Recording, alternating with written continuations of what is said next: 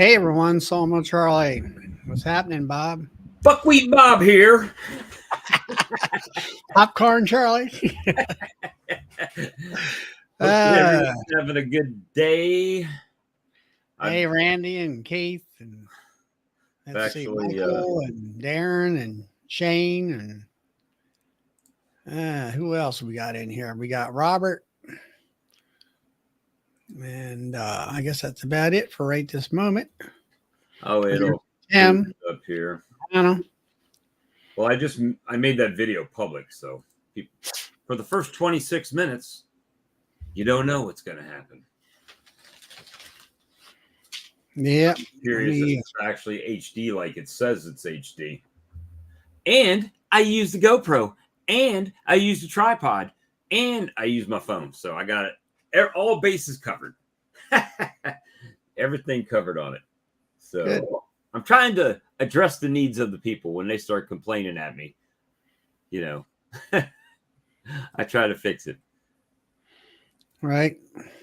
So the abridged version, that colony that had all the mites drop out of it, that had no brood, right? Just a few, like 4 or 5 capped cells, cap brood in there.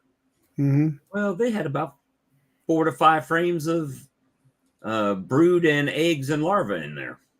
Yeah, I seen that one video you put out today, and it was, really impressive, looking good. I didn't get to watch it all, but well, I mean, it really flipped on a dime. I mean, I really think that colony was getting ready to leave from there, And I mean, she stopped laying. I actually put some little graphics and stuff on the video that I just dropped. That when you guys get a chance, watch it after the stream. But I'm starting to try to experiment with the Filmora a little bit more. And now that I have a tripod actually coming, a big tripod, I was just using the Max, GoPro Max. So. Hey, Alex. Well, let me go ahead and drop the link. Let's see.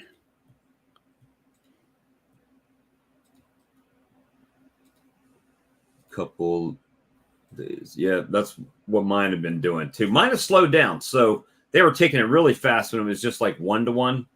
And then when I went to 2-to-1, they took it down fast like the first day. But after that, they kind of just slowed it up a bit. Yeah, that was for everybody's listening in. I went in Wednesday. It was decent weather here is why I did it, because the last couple of days, even today, was a misty, rainy, kind of a yuck day and overcast. Hey, Rex. And all that and Snuppy. And anyway, I went in there, took off in the morning, off from work, and I went and pulled all the Formic Pro pads off. And then I went ahead and put all the top high feeders on that I use. No queen issues with the Formic Pro this time?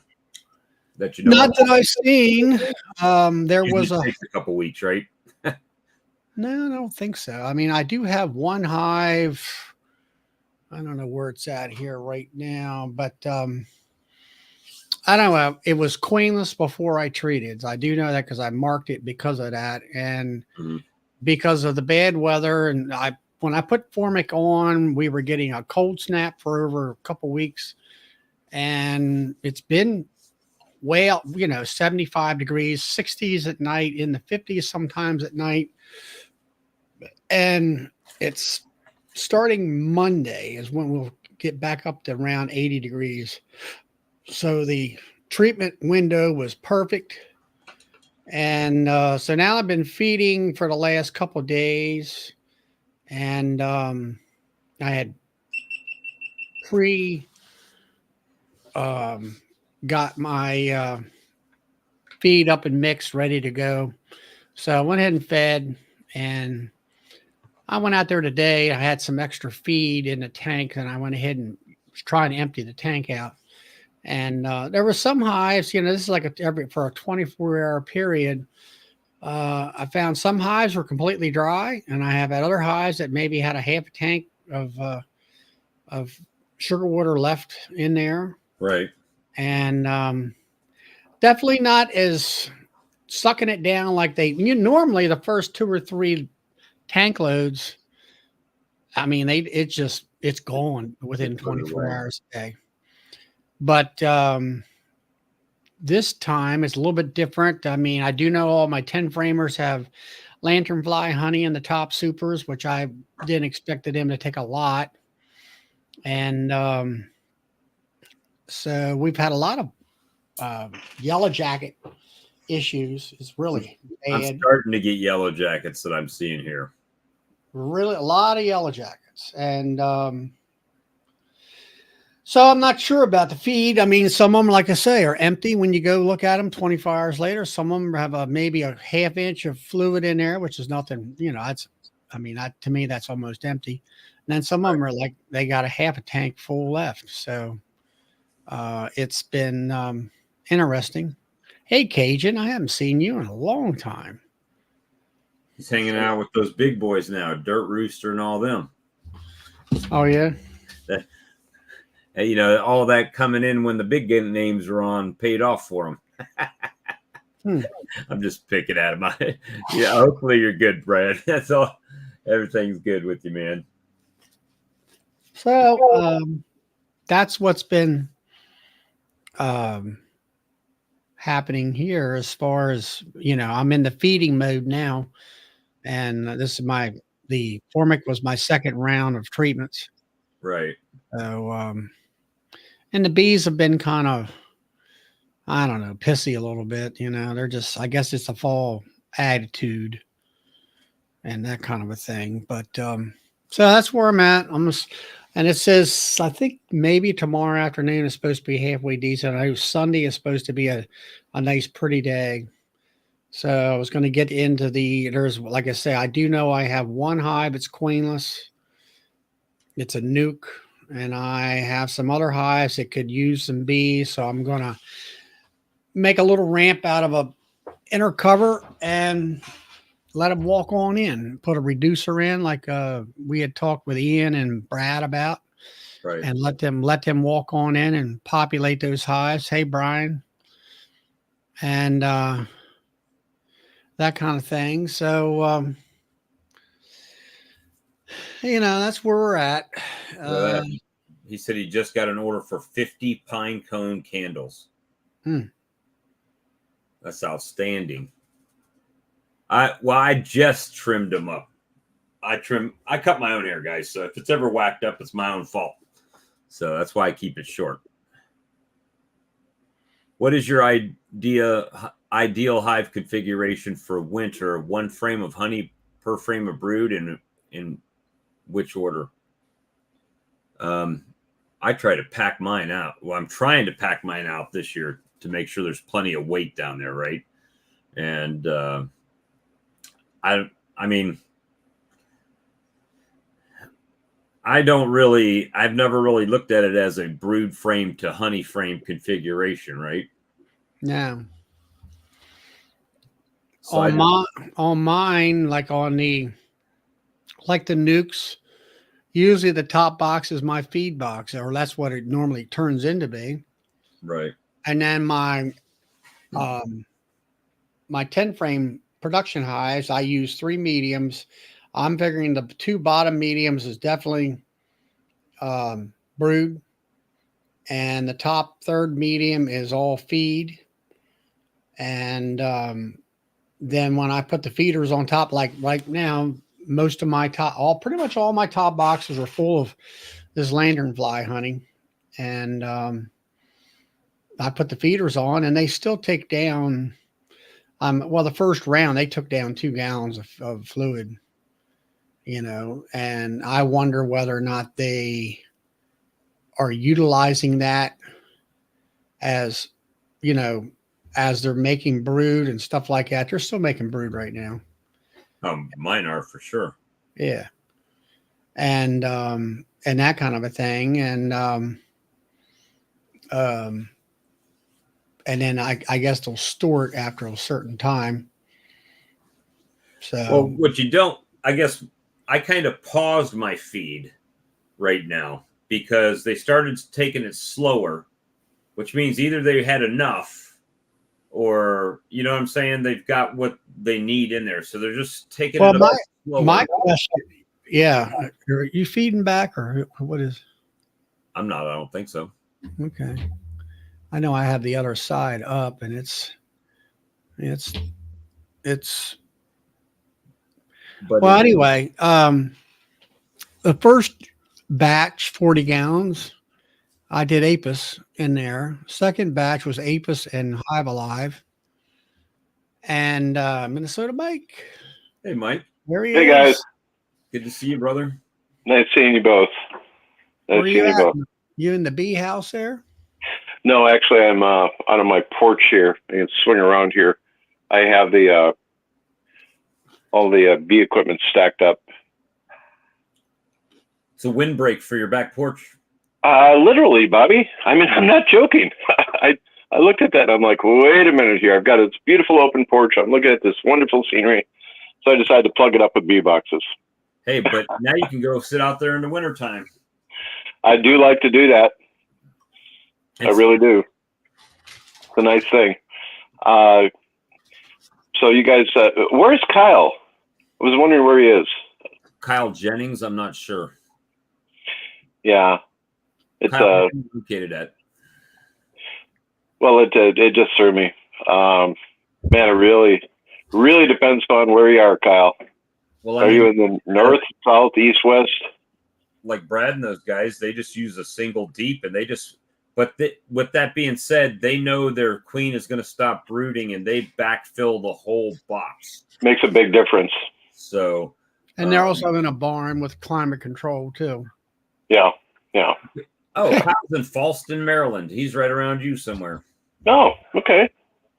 Very, very nice. So if anybody wants to see, I put up a video just visiting Russell Cooperman in western Minnesota. It's only 4.5 minutes long if you guys want to check it out later on. But I will check it out for sure. yeah, it's just nice. Russell's one heck of a nice guy too. Russell at Hive Life last year. Yeah. And his award-winning honey. Oh yeah, black label and flavored cream honey. Let's see. That's pretty good. Charlie, what were you saying about your Formic pads? How are those going for you? Well, they're fine. I mean, the main thing is I put them on when we had this cool snap, I call it, where it's 75 degrees, maybe high as 80. Yeah. And then it was that storm was coming up the coast, which was making it cool. And we've been in a real cool weather pattern here where it's been 75. It's been kind of like a hoodie weather a little bit. And then like today it was kind of cool and damp. It was misting some rain and stuff like that. So it was perfect weather for Formic. As far as, if everybody, I had this other chat I was on before I got on mine tonight, and he was saying how he put it on in July. And I'm like, July? I mean, no, he's just north of me in Pennsylvania. And I'm like, you're going to, he was worried about his queen. Well, I would be too in July. I wonder what his elevation is there. It ain't that high. I can tell you. Oh, okay. You know it. Okay. I questioned him because I know him, and I'm like, I don't know I don't know what your temperature was, but it was about 85 to 90 degrees here about the time he was doing all this stuff. And I'm like, I'm like, nah, I'm not risking that, The only thing we had that hot streak here. I think it was the 1st of September, like 99 degrees on 2 or 3 days. And that put me about a week behind on treatments and feeding. But now next week, it's going to be back in the 80s. So we had a nice sort of like fake fall. And now we're back at, it's going to be in the 80s and sunny. So there you go.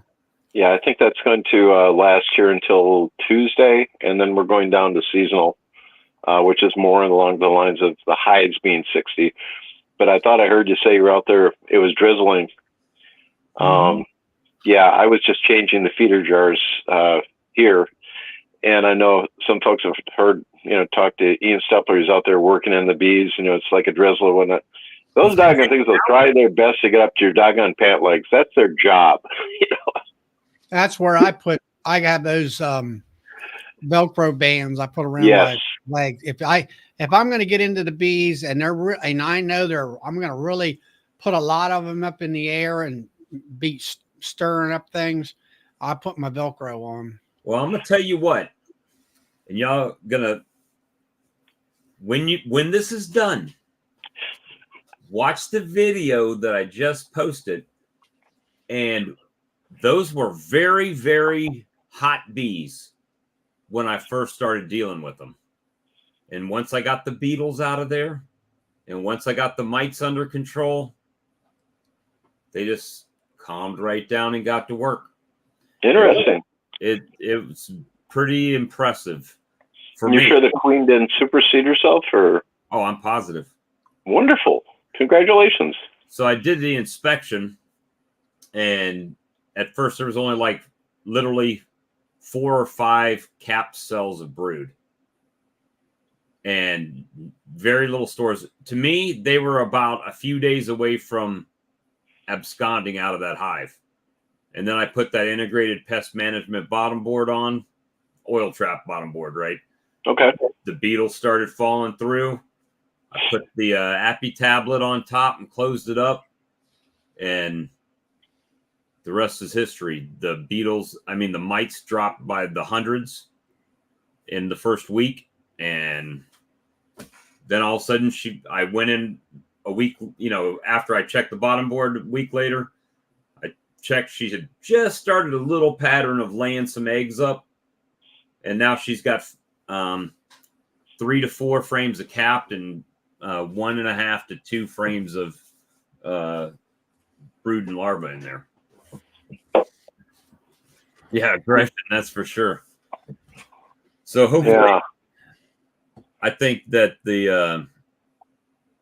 I watched a video today of the bug farmer. Yeah, I've seen that. Did you see all those beetles in that thing? In that, I didn't, what that their sucker upper gun? the vacuum that he, Yeah. but he was but that's a lot of work. Who's going in your colony every single day to vacuum out beetles? There were so many. Well, that's what I say. Once I seen what he was going to do, I'm like, forget this. Good for him. If he wants to do it, more power to him. Yeah, unfortunately, he seems to be very easily able to grow beetles. Yeah, same here. In a big fashion. So I talked to Sam, my mentor, today, and we've used those in between the frame beetle traps. Well, that bottom board, I took a bottom board because he wants to look at it because he's a construction guy, right? He's going to make a bunch of them for himself, and so in talking with him, I said, this is just, in my mind, it's just like those in between the frame beetle traps, only it's the whole bottom board. So if the bees tackle them to the bottom, they're going through the screen and capturing them, and it knocks them out really quick. So yeah, that was a good decision to buy those. Good. Yeah, I'm a huge fan of screen bottom boards. Just for mite treatments and, in your case, beetle treatments. It's got nothing to do with. Yes, yeah, so I have the license like with some screen bottoms, but the screen is smaller, right? So it lets air in, but it doesn't let anything really fall out like that. Like okay, big, but the one that I got now is designed to let the beetles fall through. It's a little bit bigger screen, and it's working. For sure. Is it something like 1/8-inch hybrid cloth? I think it's a little bit bigger. Really? Yeah, it's interesting. It's Daydant sells them, so okay. I've been buying the ones that I got from Daydant. But okay. you know, when you retrofit a whole apiary, it gets kind of pricey. So. Oh yeah. So we're actually going to be building a bunch of those this winter here. I think that Vince is going to build them and try and sell them to a reseller up here. So that'll be really kind of neat. I ran into a video, and you guys can look this up someplace. It's by a Canadian guy. It's how to build a screen bottom board, an insulated screen bottom board.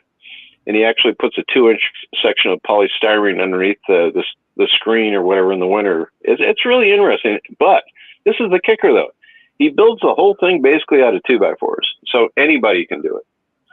You know, and Charlie, you know as well as, you know, I'm right there with you. I mean, we can custom cut the boards, make it just fine, you know, use 1x4s and everything. But the guy said, yeah, let's just build them out of this. I'm not going to do that with the white oak because that's just going to get really, really heavy. But you know, it is what it is. It's just one little resource for anybody else in the audience that might want to be looking at doing that. But you had, somebody was talking about some, what do you got going here now, Bob? You got tablets? Where have you been all my life, Mike? I honestly, I apologize to you guys and I apologize to all my friends and whatnot. I have not been watching any videos basically for about 6-7 weeks. I've just been busy with everything else. So I'm way behind. Russell was telling me about these today. That's is that from Turkey? From Turkey. Okay. Actually, from New Jersey. It's actually a big Turkish company, but they have a warehouse now in New Jersey. So okay, that's where. Okay.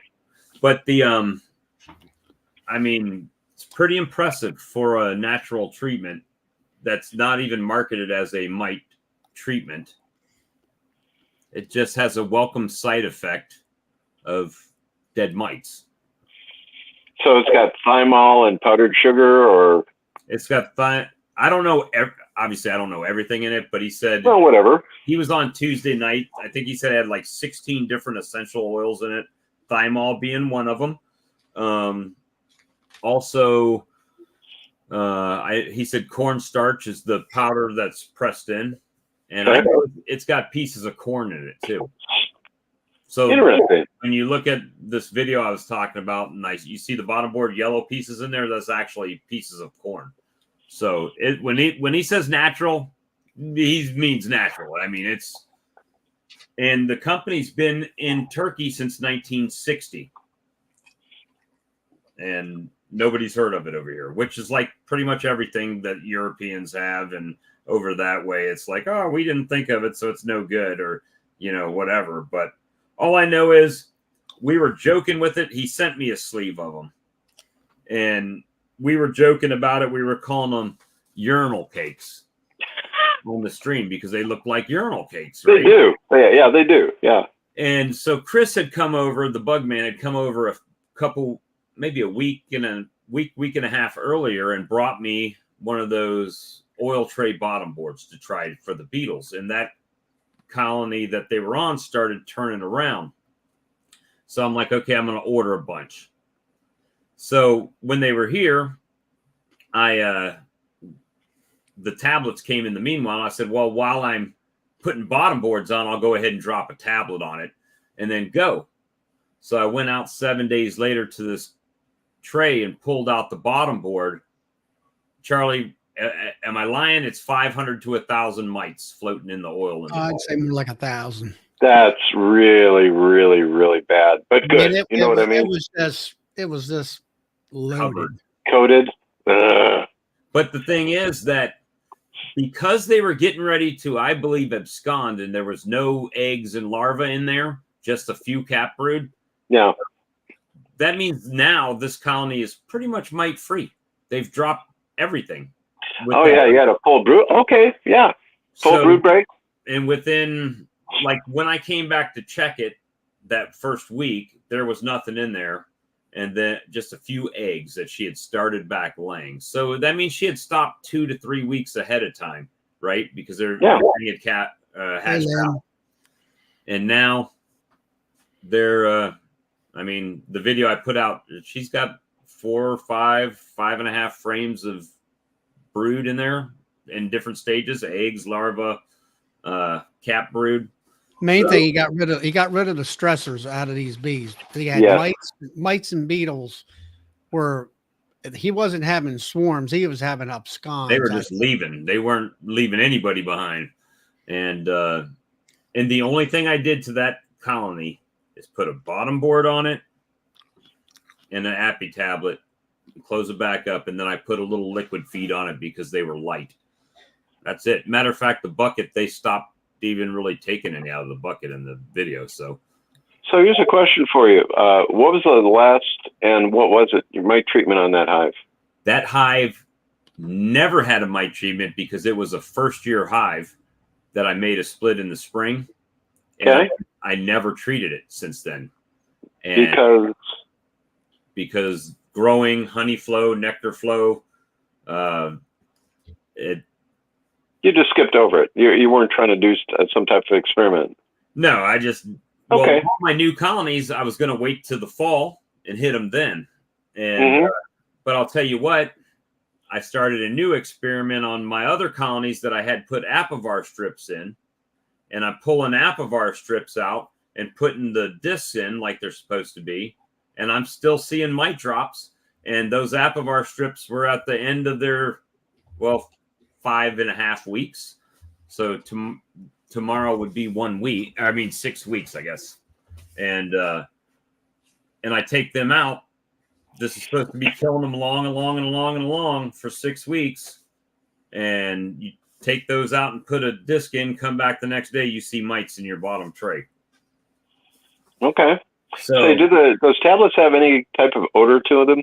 They do. They smell, if I was a betting man, they smell a little menthol, eucalyptus, thymolish, right? It's kind of that type of but they actually consume this tablet because it's 80% sugar. Okay. And then when they consume the tablet, the essential oil blend or whatever's in it gets into the bee's bloodstream.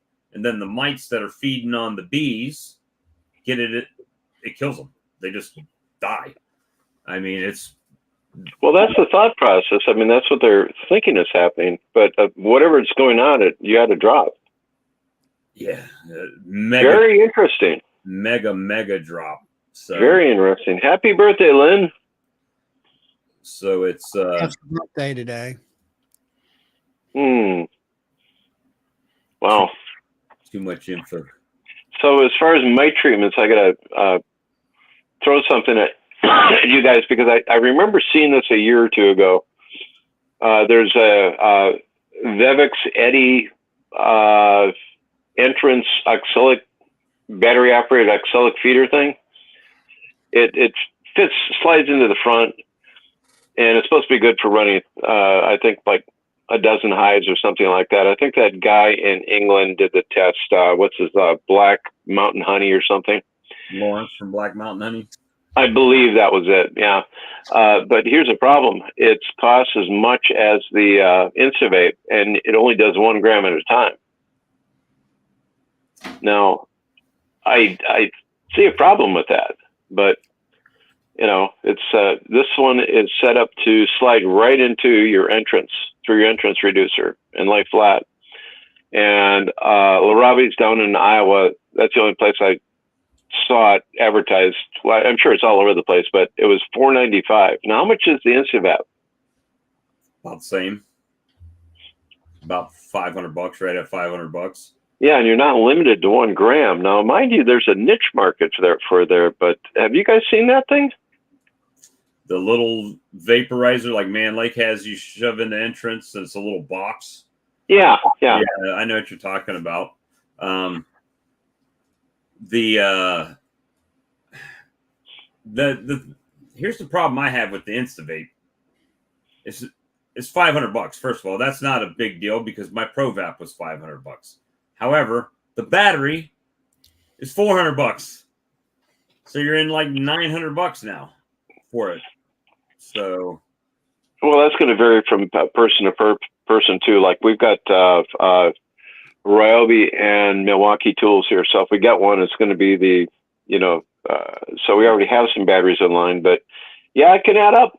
It really can, even if you're just getting one battery to run with the thing. Yeah. And Milwaukee batteries, trying to remember how this worked out, because I think that guy in Project Farm actually just tested some. There's like one rip off battery that actually works, but it doesn't have the full power. But you got to be careful with those other batteries, because if you overload them or something like that, they can, go up in smoke. They don't always have the best fusing system that the Milwaukee does. So we just wanted to get everybody an option there, or a little bit of knowledge there. If you go out and we'll get one of those things, you're going to get a knockout battery. Make sure that you've looked in and see who's testing that thing and what the results were. I was kind of freaked out at a couple of them that just, and you could tell that they weren't going to be that strong because they weighed about 40% less. Right. Yeah. So it was just, but that 1 gram little pool that you're sliding in there, I'm looking at that going, well, I guess you could go and pee on that tree over there. That might knock some of the mites off in your hive too. It's because it won't fit in the entrance reducer, right? It's got to be that small. No, it's not that. It's just that's what they have it set up for, is 1 gram. Now, I could be wrong on that. I could. It might, do 2 grams in that bowl there, but still, that comes out, for me at least, that's 1 gram per deep. And that just, you'd fill this thing up, put it in, fill it up, put it in, fill it up, put it in. And I'm sorry, I'll just use my ProVap or something like that. But there is a niche market for it. I'll be right back. So just a thought there. So, Charlie, have you got the last of your harvest in there? Oh, I've done that back in July. As far as hay and whatnot. And Oh, yeah, that's all done. Yeah. My son was going to cut hay here about a month ago, but we were kind of in a dry spell, and he did cut my brother's one field, and he got some hay off of, but he was concerned that maybe if he cuts it and no rain come, that he might actually kill the grass that he has, Yeah. So I was happy for him not to do anything else. I was done farming for this year. Yeah. But as far as a vaporizer, I got my ProVap 110. I'm already set up with a generator and all that, and I'm not, why until that thing breaks or whatever, I'm just going to continue on like I've been doing. Oh yeah.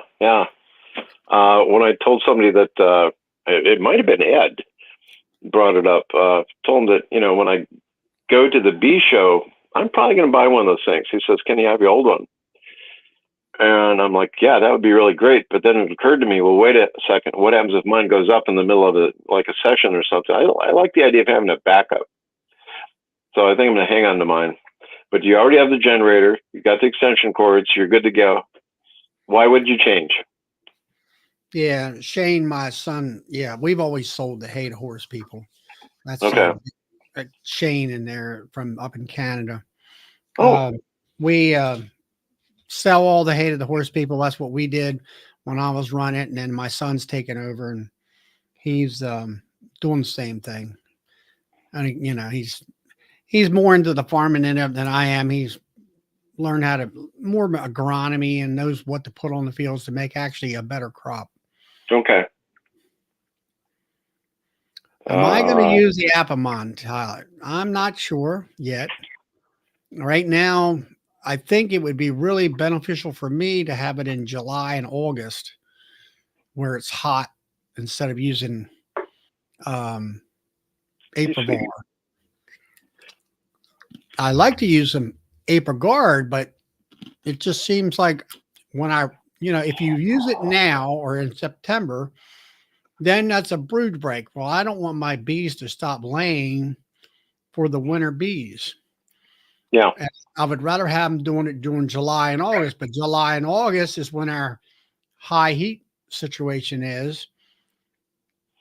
And I'm concerned whether or not if I, even with a 25 gram dose, am I going to be detrimental to kill my queens or whatever? So the tablet sounds like a more definitely if it's not heat sensitive, it seems to be working on the mites and that kind of stuff. So Right that now, is really right interesting. now, I've already did 2 mite treatments. I did Apriguard or Aprivar late July in through August until the 1st of September. And now I've just finished up with Formic Pro because of the cool down period. The 2 weeks where the cool weather was perfect.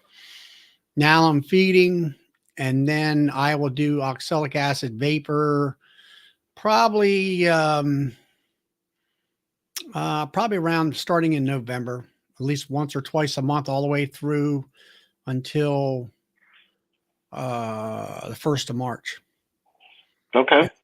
And that's what I did last year. And they did a mite check on me at the National Honeybee Survey, and I had a 0.2 infestation, which was less than 1%, which is better than what they recommend, which is 1%.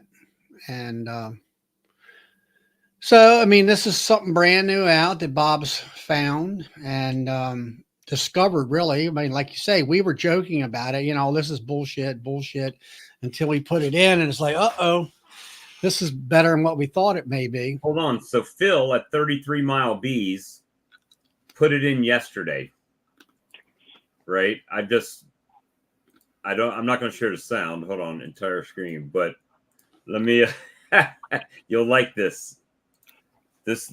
He put this tablet on 24 hours ago to these mean bees. I don't have the sound, but you can just see there's not much to until he's going to pull out the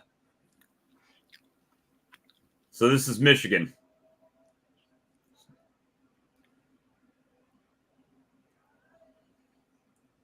Them bees are really hot looking.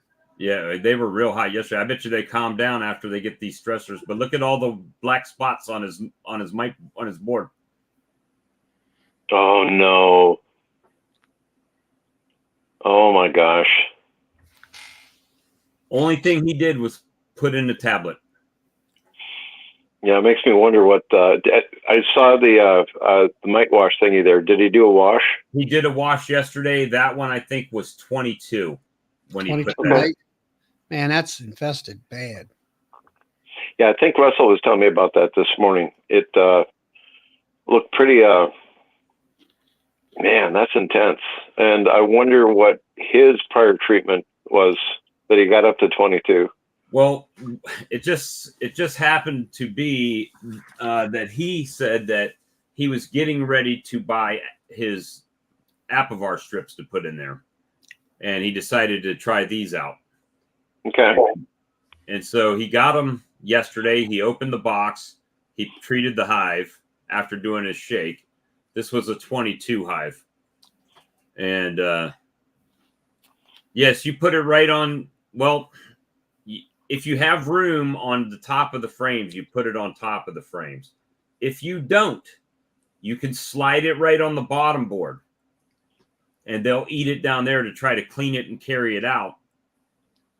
And same thing will happen. So where is he located? Where's who located? 33. He's in Michigan, like by Detroit. And he's starting the mite treatments now? Well, it's a good thing those tablets are working there. That's very, very interesting. And yeah, I'll say it's a little late. But Yeah. they stay in for a month or until they're gone. Until they're gone, yeah. So they need to stay in there at least 3 to 4 weeks. And very interesting. I've got to go back and look at that. And then again, I'm sorry, I'm literally like almost 2 months behind in over 2 months behind in everybody's videos. hey, Charlie, you're pulling the other one out now, and you clicked me off. What did it do? Hold on. All right, clicked me off. Hold on. He's pulling the other one out. He just had the subscribe thing in the middle. Okay. This was a 23 shake yesterday. And these were very hot bees. These ones. Yeah, man, they are mean. Look, why are they? Or he's got his board on the screen bottom board. Is that what He's got it on a solid bottom board. Oh, okay. But again, look at the drop. That ain't so bad. No. far as the mite load goes. Yeah, it's only been 24 hours. It'll continue. Man. So anyway, I wanted to watch his video there. It's Mike, I'm telling you, we were joking and didn't really give it a shot, and then all of a sudden, out of nowhere, I checked my bottom board for beetles, and there was a megaton of mites in there. More mites in my colony than was on either of maybe both of those boards combined. Man, well, it's good something was happening there. That's a load there. Yeah, it's just seeing all those mites, it makes me wonder just how accurate our mite washes are. You know, if you guys wouldn't mind, I'll take this thing. It has to do with as much as the person doing the mite wash as it does anything else. I mean, I've been using alcohol, but it occurred to me finally I could put a drop of Dawn dish soap in there too. To, you know, the alcohol kills them faster. The surfactants drop the mites better. But a lot of people shake them for, you know, like about, I don't know, 2-3 minutes, and they swirl them up, and it doesn't work that way. You know, you got to really go after them. Well, the thing that I've seen so many tests and so many articles where they will have a 4-way pallet, and they will have, let's say, 6 4-way pallets in this experiment. And they would go around and test 100% of all the hives on these pallets. And you'll have one pallet that's just loaded with mites. And these other ones were, you know, within the parameters, let's say 1 or 2%. And I'm like, okay, well, how about if you happen to test all the ones that are in the 1 to 2% range, and you say, okay, it's 1%, I'm not going to treat. Well, then that one hive that's, you know, got 20 mites falling out of it is like, you know, 12 or 13%. You're going to lose that hive. Yeah. Or it's going to infect everybody else or something. So it's like Bob, I think, has said it, and I kind of say the same thing. You can go out there and test, and you can do all that, and I don't care if it's a 1%, you know, infestation or a 2% infestation. What are you going to do? Treat. That's what I'm going to do. Yeah, treat the yard, not the hive. Right. But I mean, we know all of our bees have mites. So the key, and they'll say this in all the conferences and stuff that I go to, is that you got to maintain that a low mite load throughout, you know, the year to suppress it and keep it low and all that. So the only way to do that is to treat and kind of find a program that works for you. Yeah, I mean, I just don't like the test method, right? The test method is not very accurate.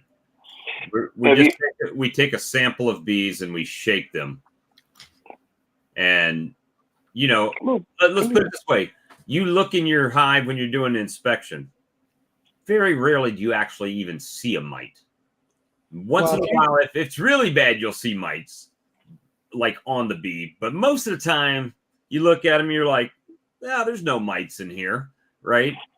Yeah, but that was the biggest problem we had in the beginning, was the fact that people went to the internet and they would have a picture here and they'd have a mite on the back of a bee. And like Sammy Ramsey came to one of our meetings that I invited him to, and he said, you see that picture right there? Yeah. He said that bee was dead before the picture was taken. And he says, look at his hair. He's got a mohawk. Sure enough, right where 2 fingers pinched him up like that, his hair was sticking up like that. And he said, you know, it's a prop. And it's what it was. And, you know, he came out and just, you know, about the bat bodies, and found out that most of your mites are on the belly of the bee and up inside the plate, between the platelets and all that. So you don't see the mites. If you do see them on the backs of the bees, your hive is dead. They just don't know it yet. So I got to ask you something here, Charlie. Russ and I were talking about this morning here. Let's say you have a really high infested hive, okay, and especially about this time of year too. If you go in and kill the mites that are on just the phoretic mites that are on the bees, let's just go with that. All those bees, you know, in this time of year, a lot of them would be nurse bees that were winter bees. They have a hole in the shell. That's it. You know, you kill that mite, that hole doesn't close up.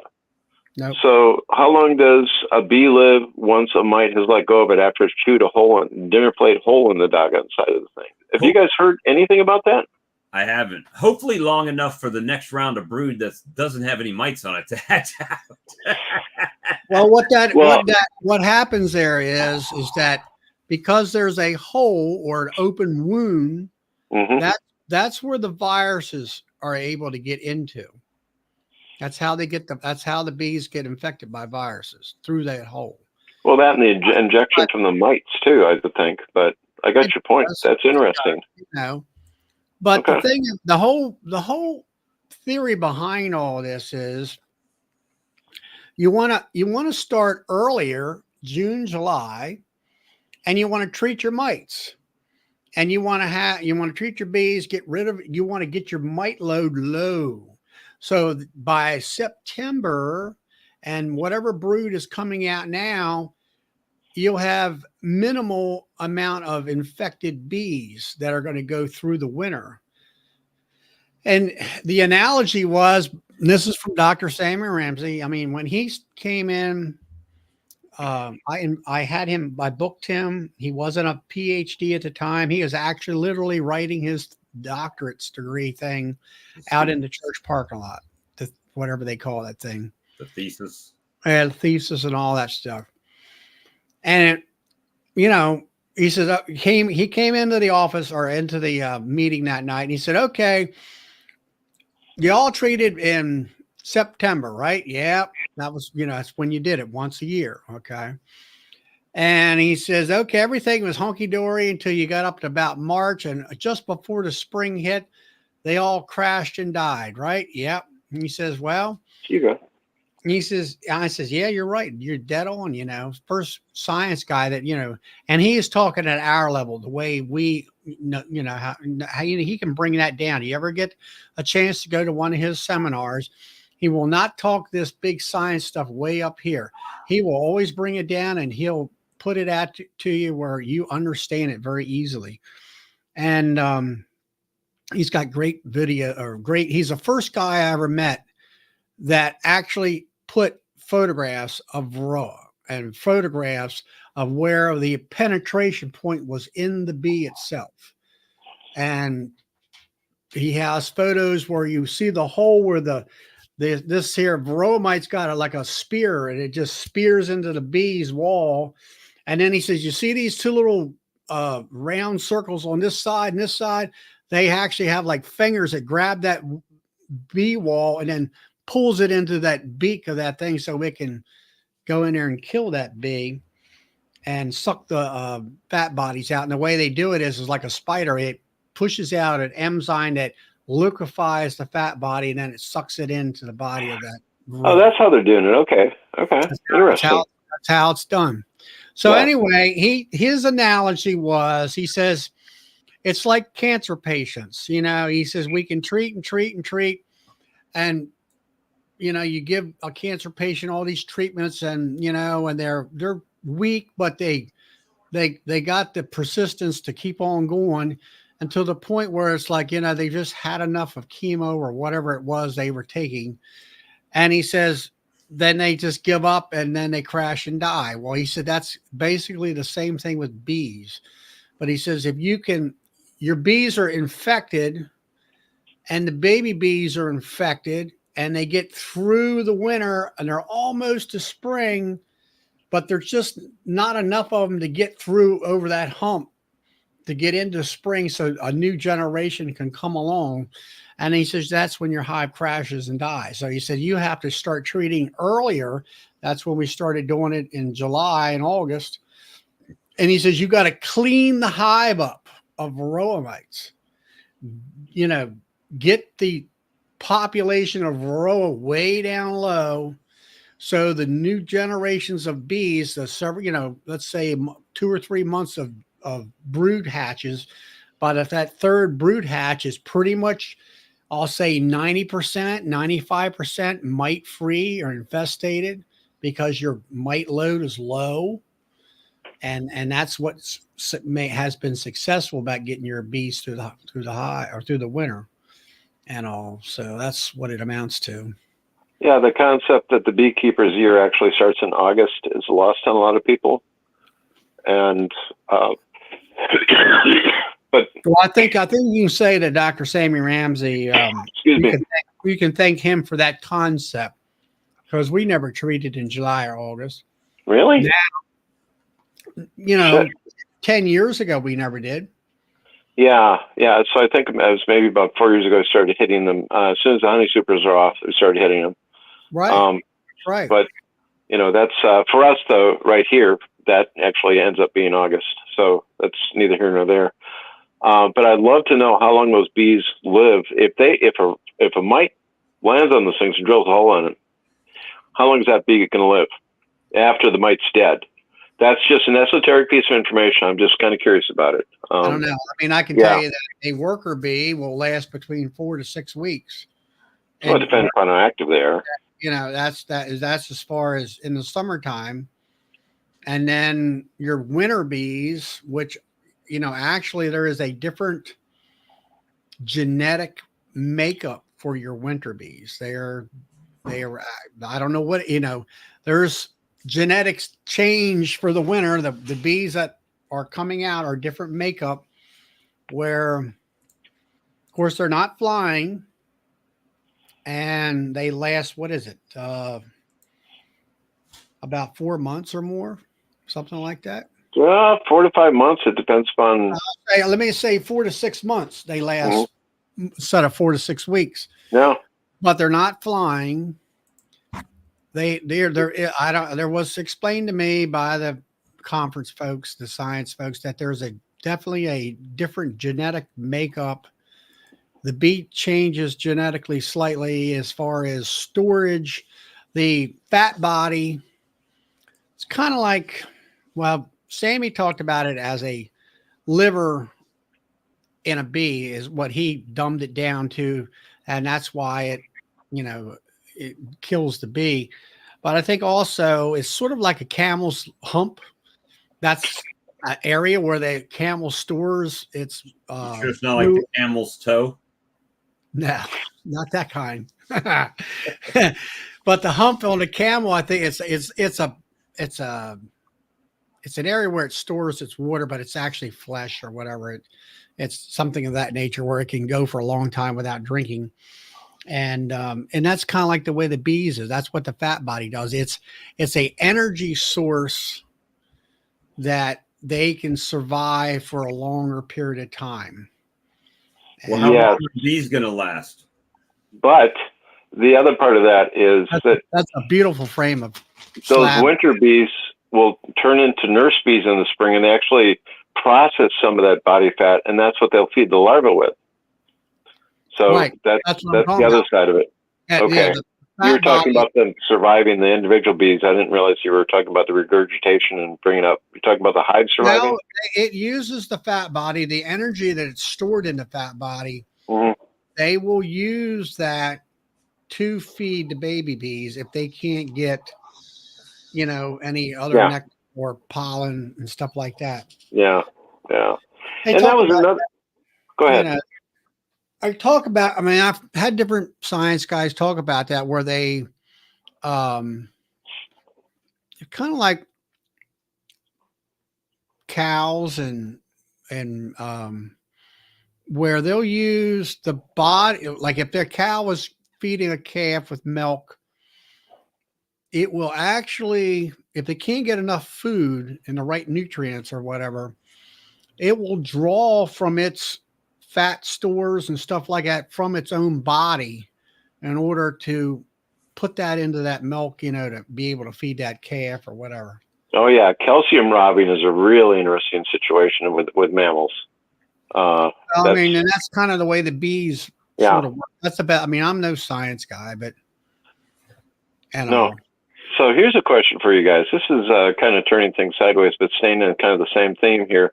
The last video that Bob Binney did, where he was using those towels with the, what is it, tea tree oil and comfrey oil. Am I saying that right? Yeah, camphor. Camphor, thank you. So I had to look that up. And apparently that's like a pine tree of some type, or evergreen in Australia. Does that make any sense? Well, you've heard of camphophenique, right? Yeah. But I'm talking about, where does it come from? Oh, I don't know. I mean, it's you know. Well, but okay. I mean, it was kind of interesting. I had European foul brood, and I'm thinking to myself, now this has been when I first started out, and I killed the hive. I figured, I washed and killed the hive, took all the frames, bagged them up, and threw them in a dumpster and started all over again. Yeah. But now showing what Bob shows there, a towel for 2 weeks, and voila, the stuff all that disease is gone. Well, the reason I'm bringing it up is that if it is what I'm thinking of, and by the way, I can't see anybody's chats or comments, so I apologize to everybody in the audience if you look this up and put it up. But if that is the evergreen or whatever that they're getting out of, the evergreens have got the highest amount of antifungal, antibacterial in the resin. In Minnesota, when the bees build propolis up, it's usually cottonwood. That's just what they do here. But I got to thinking about that, and basically, if he's taking that oil and it's got all that potential antiviral, antibacterial, antimicrobial stuff in there, that got me really thinking, because of what happened to all of us northern beekeepers to a certain extent, some worse than others, nosema.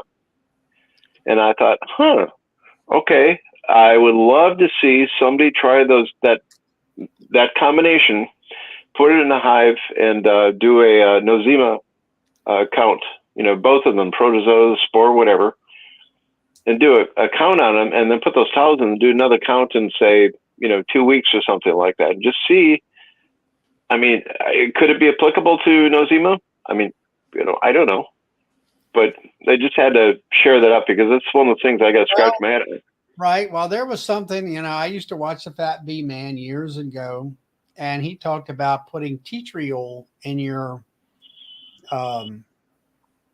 feed, your sugar water for nosema, where it's an antibacterial solution, and that would kill the nosema in the in your bee gut.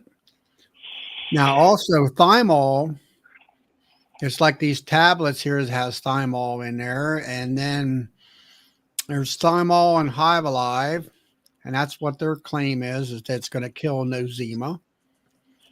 What? I just got a text from Hope Sadler that watches the streams. Yep. He says, I think your Apis is working. Can you see that good? No. So he's got a really good queen. Here, let me bring you up. Let's see. Just so you can see. I can't. Let's see. How do you do that? Right this way? The little picture in the little man looking thing in the corner of my picture there. There he is. I think you're working. I don't. That's not surprising to me. It's it's one of those things that just got to try it to believe it, I guess. Now, here's a question, and I'm interested in this myself. Bob Binney talks about that DFM probiotics and all. Anybody know anything about it? I actually got on the website and there are probiotics in Apis, isn't there? And Apis is in probiotics, Super DFM's pollen patties. Yeah, it is. Yeah, the only thing that I know about it, never mind. I got rain coming out here now. More rain. We've gotten more rain here since Friday than we have in any. There you go. You can eat. There you go. Happy cat. Okay, so that concoction there, if I remember right, it's something that that commercial beekeeper, the guy down south, I think, was telling Bob to use it, and they said they just saw one heck of a difference, and Bob trusts that guy. So That's all I know about it. As far as where it came from, Yeah, as well, far as what it does, I don't know. as far as I the should- super DFM, I looked into it here. I guess it was last night or whatever, and they have 3 or so different products. One's for pesticide poisoning. It was a bunch of ladies who were actually chemists who kind of developed this stuff in the animal, like cattle industry and stuff like that, Yeah. and that kind of thing. And but I don't know. I mean, is it snake oil? I don't know. I just don't know. I haven't had any. Let's see. Randy put out that it did not do much good. The super DFM. I'm gonna go. Okay, you can go down. My initial reaction to the thing, without knowing exactly the mechanics behind it, I got the concept, and I think it might be something similar to Aphis in a different direction. Something similar to it, but what do I know? Now, DC said he was asking Harris about it, and he said he couldn't see any difference. Now, who is Harris? Do you guys know? Harris Jobert. Or Harris Jobert, Joubert, however he pronounces it. Yeah. I like that. What am I Of saying? course. Come on. Come on. One Activia a day.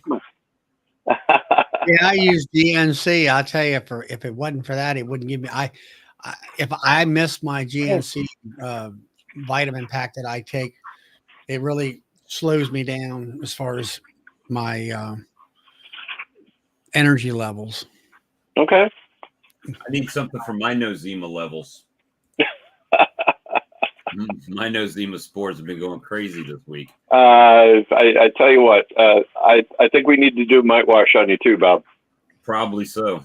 Okay, I think I've got a commercial washing machine that you'll fit into, but I'll get back to you on that. You'll probably wash about 50 stingers out of the back of my head. For some reason, they like to get me right on the back of the head. Man, I don't know what it is, but if I have my Bluetooth earpiece in,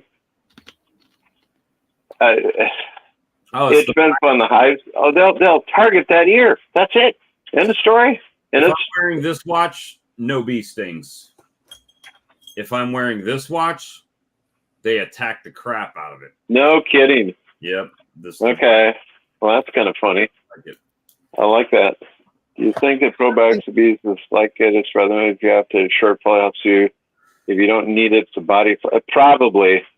All right. So Probably. here's a question. What? So everybody's going back to like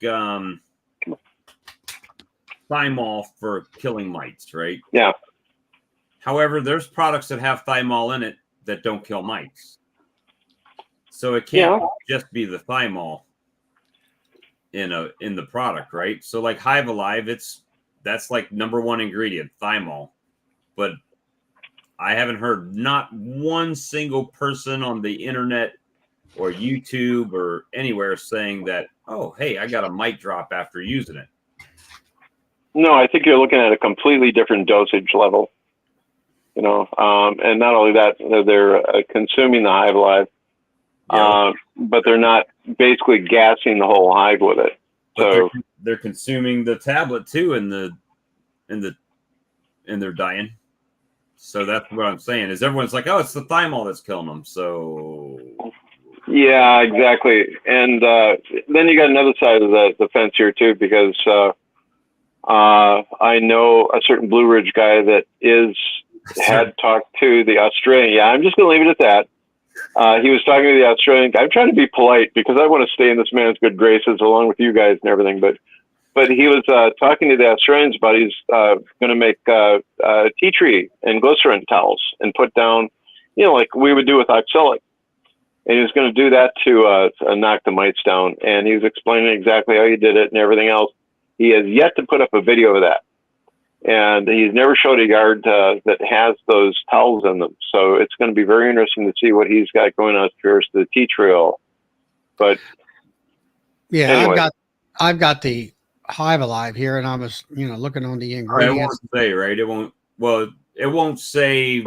Just like the tablet doesn't say that it kills mites or don't kill mites. Come on. All I know is it does. that's Yeah, but I mean, Oh. it's just like with Hive Alive, it has thyme in it, lecithin, which is it's a emulsion. emulsifier It's emulsifier to keep everything all suspended in together. Suspend it, and then you got lemongrass oil. Well, that's a feeding stimulant. feeding stimulant. It'll get robbing going real good. And I don't know. This last batch had this in it, and I was wondering whether or not the bees got kind of wound up on me. Some of it was the yellow jacket. So, and then it's got the seaweed stuff in it, and that's pretty much it. And I don't know. I mean, I'm still out on whether this is, what good qualities Yeah. has it to offer. Yeah. I've just started using it, and now I can tell you right now, when it comes to Apis Biologic, and I know Todd will back me up on this, and I mean that is rocket fuel, like Ian said. It will brood up your hives like crazy, and my hives, I was totally caught off guard when I was making their first video, and I didn't, the hive was like a volcano of bees overflowing with brood in all three of my medium boxes. Normally my boxes, the two top boxes are full of brood and bees, and the bottom box is completely empty of brood and bees for the most part. And not this year. So I got to revamp my whole way of addressing them hives come the end of March, and all that, with putting on supers and getting the overflow of bees up into supers, so I can move bees around without having them being up in the air or on the ground, and have them inside boxes on comb. Yeah. So, Hey, Todd. like we and Todd have talked about, how much of that stuff should we give? Last year I only put, I think, 4 gallons of that stuff into the hive. Now this year each load has been with Apis, but they're not taking as much feed this year either. You have to use caution with it almost. Oh. It will explode. It's crazy. So that's what I did this year. Instead of putting it in every single batch, I would put in a batch, not a batch, like every other time. Yeah. Or every third time I would put it in there. Mostly every other time, but once in a while it's in the house. I don't feel like going to get it, so they get straight whatever's in the bucket. That's what they get. So, Say, if I could ask for some help here for Todd, how far are you from Monterey County in California? Mm-hmm. Well, 2 hours maybe at the most. Okay. Because one of my Hives for Heroes guys is going to be stationed out there. I think the name of the fort is Hunter Little. Hunter Liggett. Thank you. Hunter Liggett is about, from here, it's about, well, it's a little more than 2 hours. Okay. Because I'm trying to find some other beekeepers while he's out there that he can go and, basically study under. So if you got any ideas, get back to us on that. Really, really would appreciate that, Todd. I could drop you a note. I know some guys up in Paso Robles, which is maybe 30 minutes from the fort. Okay. 30, wow. Yeah. Yeah, that would be fantastic. It's incidental. He didn't bring his bee suit with, but but he's a hard worker, He's in it. The guy's going to say he's got 35 acres north here in north central Minnesota. And he's going to raise chestnuts, and they're, he wants to keep bees to bring that harvest up and so on. So he's in it not as a quandary, but as a business decision. So he's there to learn. How long is he going to be over here? Usually, if he's single guy, 2 years. If he's married guy, 3 years. Yeah. Well, he's married and he's going to be traveling back and forth to a bit, but I think he's going to be out there for a year, Todd. Only a year? Oh, he might be just temporary over there. Yeah. He's a sergeant first class, and I think what they're going to do is put him in as far as officer re-enlistment program. So it's not in artillery or tank. No. His training is primarily training other soldiers as far as career advancement, career paths, and whatnot. Oh, okay. And I don't remember exactly when he started going into that, but he's a hard worker. What do you got there? A certain Georgia beekeeper have a video showing tea tree oil and camphor oil and chaptels. Yeah, but I was just okay, Brett. Yeah, you got me there. But what he was talking about was with the Australians was just using tea tree oil specifically for mites. So that's where that you got me. But it was something earlier. So, anyways, everything going good with you there, Todd? Yeah, it's starting to cool down. It's in the 80s, right? Yeah, it's gonna be. Get this. Well, I haven't checked today. Last night I looked. It's supposed to rain tomorrow, of all things. Wow. And it's only supposed to be 66 degrees. Wow. But it changes hourly. Yeah. So we'll see. Yeah, I suppose. I'm going to look here real quick and see. But 44% chance and 68 degrees. Blackie Lingus. Charlie, your favorite black cat is hurt. I think she heard your voice, so she's up here. Meow. Yeah, there you go. It's like, okay, what's that? Oh man, no, we got rain coming down on the metal roof here, and I had to turn the volume up a little bit. She's like, okay. Russell had made a comment a while ago saying there was a storm coming your way or one on you, and he. Oh, did he? Yeah, no, it just went. Well, that son of a gun, he sends me a message at 6:30 this morning. He says, more rain for the blessed one. Huh. Because we haven't been, he's in a more of a drought situation than we are here. I'm like, what the hell are you talking about? Well, apparently it started raining at 4:30, and I slept right through it. And there was thunder. It's the best thunderstorm we've had all year. And I'm like, okay. So thank you, Russell. I can't see your messages because I'm on this frickin' phone. Thank you, brother. He's a great guy, though. But so it's how often you get rain there then, Todd? Not much. It used to rain every summer. Well, it used to rain Memorial Day, 4th of July, and Labor Day every year. Yeah, always would. And then for the last, I don't know, 6, 7, 8 years, it has not.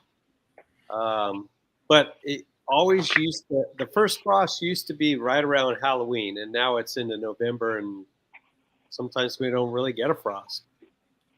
But this year I looked at some long range weather patterns today, and they said it's supposed to be wet, and they're saying right now that it could snow in California in places that doesn't get snow a lot. No kidding. So it's another El Nino year. So it's it's a strong one, they say. But yeah, I heard something about the strength of it. Yeah, we're still 3 months away from anything happening. But so, what's a cold January morning like for you? Well, the coldest it gets is between Christmas and New Year's, and overnight like 25 F. Wow. Which I will do the conversion, but it's not super cold, and it might do that 2-3 times in a row. Okay. Days, but for the most part, it doesn't really do that. 20. Someone already probably did the math. 25 F is -3, -4. So yeah, but typically a normal January day would probably be, well, if it's foggy, it's going to be in the 40s for highs. And, okay. And lows and the temperature gauge won't move much, maybe 10 degrees between night and day. And then, you know, it creeps out of the 40s in February and goes from there. Yeah. Well, if you're used to the warmer weather, 25 degrees can feel pretty damn chilly. Oh, yeah. So, especially when you're talking about the fog and the high humidity penetrating. We have what's called tule fog. It's kind of native to this area because I live in Central California. If you look at a map, it's an ancient ocean bed. Okay. The ocean used to come in through the bay. It used to go east, and then it would filter down into the valley. Did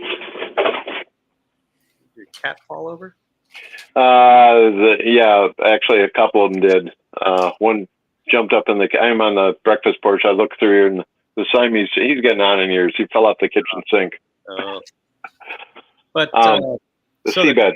The tule fog, sometimes if it's bad enough, you can't see going down the highway. You can't see 10 feet in front of you. You have to go 30 miles an hour. It's bad. I usually stay off the road when that's going on. So what are you doing for out there? What are you doing for feeding bees? I'm not doing anything right now. Okay. They're you know, all this rain from last year, I don't have to feed right now. They're still wild. Wonderful.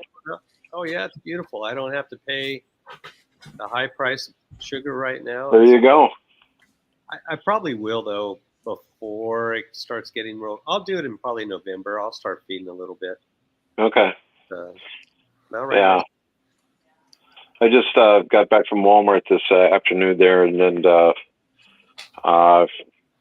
I just had a little bit of time, so I just picked up just 60 pounds of sugar. I like the 10-pound packs because they're easier for me to handle and stock and whatnot. That was for those, how much was that? I think it was 74 cents a pound. Something like that. That's high. Yeah. Oh. Yeah. You know, and I'm wondering if I can get a little bit of a break at Costco. I haven't looked into that. What is this high price of sugar you guys keep talking about? I don't know what you're talking about. Lucky you. 74 cents. That's pretty high. Yeah, it's terrible. I think it's around here. It's about 77 cents, and I got it for 63 or 64. $17.94 for a 25-pound bag at Wally World. So Yeah. I get it for $2 a gallon. So that's 72 cents on a 25-pound bag. Yeah. So Russell, someplace in western Minnesota, he found a sugar broker, and I think he was getting it for like some 40 cents a pound or something like that. And we just got to shop around. And I also found out something interesting about the sugar beet farmers in northwest Minnesota and in eastern Dakota. The government tells them how much to grow, how much they can harvest or whatever, and what they're going to do and so on.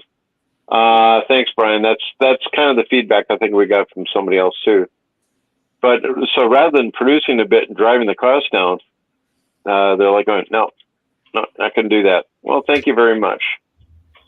So, it's just, if they're going to do that and, like charge me 75 cents a pound for honey, I wish they'd just would stop screwing around and raise the gas per gallon to $4 a gallon. Oh, wait, they did that. So I saw 6 today. Did you really? Oh, Todd, I'm so sorry. 6 Yeah. what? $6 a gallon for regular. It's amazing. Absolutely amazing. So your last mite treatment of the year, Todd? Or how do you my last mite treatment so far has been the oxalic strips, but Okay. I'm going to put the well, let me back up and say I will also supplement them with an Appy tablet just to get them healthy. Interesting to see. So, I will say this: of all the people that have gotten their tablets already from me, everyone that has done a video or has my number that called me, like Phil, Mite drop. Mark Andrews put one in his observation hive, and he said he saw Mite drop almost immediately afterwards. So, the thing that Phil did is he did a starting mite wash. So when it's done, he'll be able to do a mite wash and see what percent. Yeah, let's look for that because there's always mite drop. There's always mite drop. It's just the nature of the beast, you know. So I'd be really curious about seeing those washes. But it's I had that bottom board, the oil tray bottom board, on with my Apivar for half of the time, and didn't see any mites in the oil. You know what? Guys, I'm going to have to jump off because I need to go count hives because I need to make an order with Bob. And I can't go out there tomorrow because I'm driving over to the coast to see my mom. So I got to go over to the farm right now and double count, make sure I know how much. So anybody that orders tonight, I'll ship out tomorrow. So otherwise it'll be Monday. All right. Well, hope all's well with your mother there, Dad. Oh yeah. Thank you, Mike. But guys, I'll be back. Probably half hour or so. Yeah. Yep. Well, have fun with that.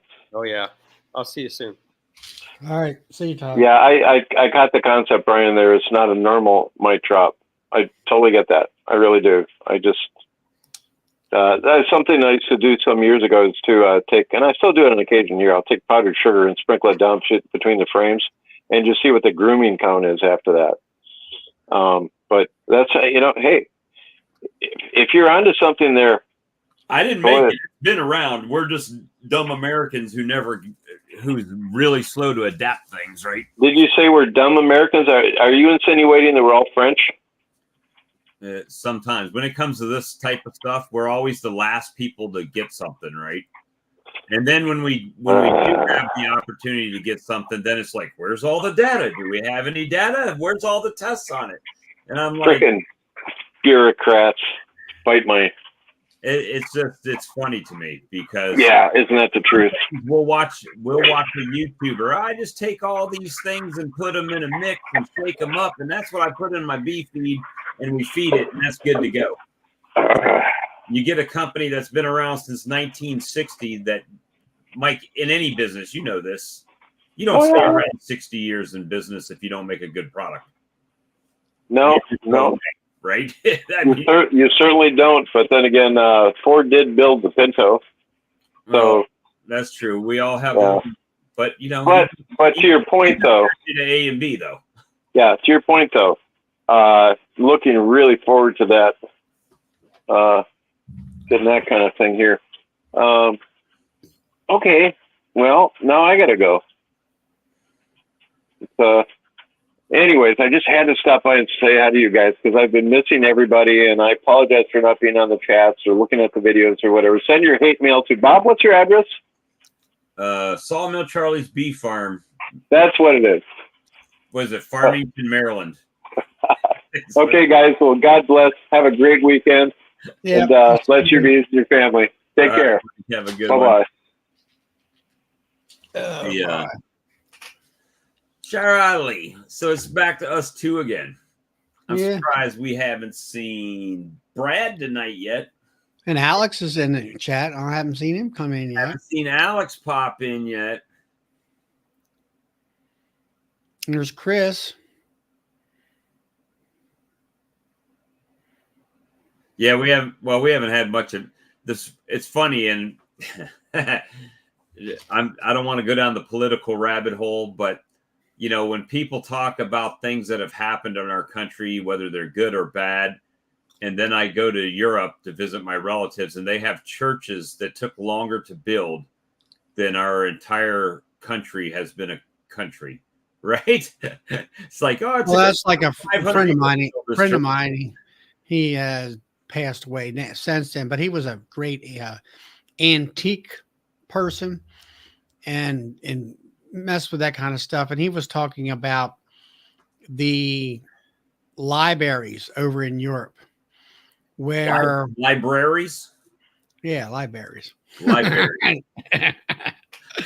Well, anyway, the books over there, they didn't consider them antique unless they were like 800 to 1,000 years old or something like that. Yeah. And they have books over there that are that or even more, 2,000 or 3,000 yeah. years old. And you know, the books that we have here in this country are like a couple Yeah. hundred years old at the most. Amir, I didn't notice. I saw them bringing in pollen today, but they were not really. I didn't put any feed out for them, so I didn't have to pay attention to that.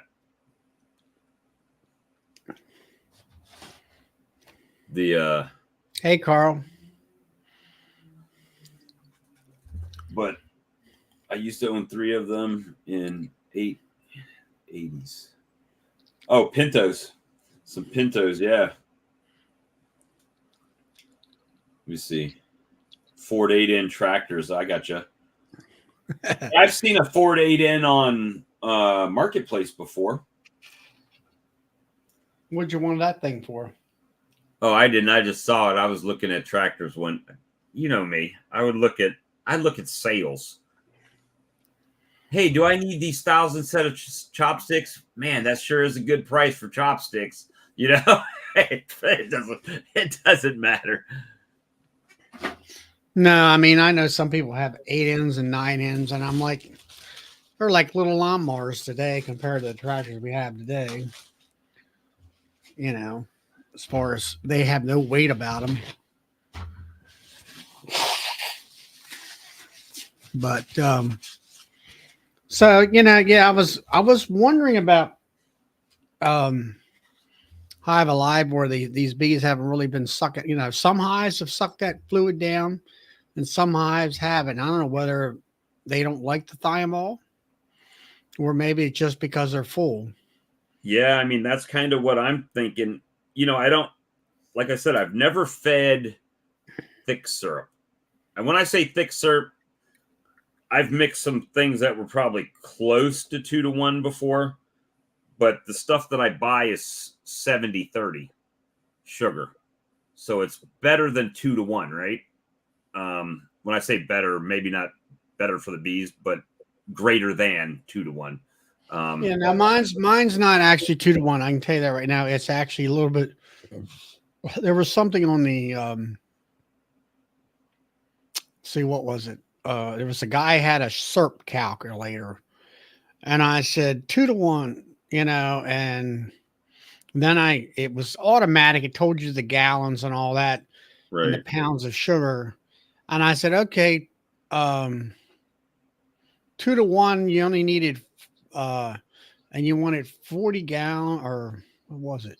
It came out to like 14 gallons of water instead of 20 gallons of water.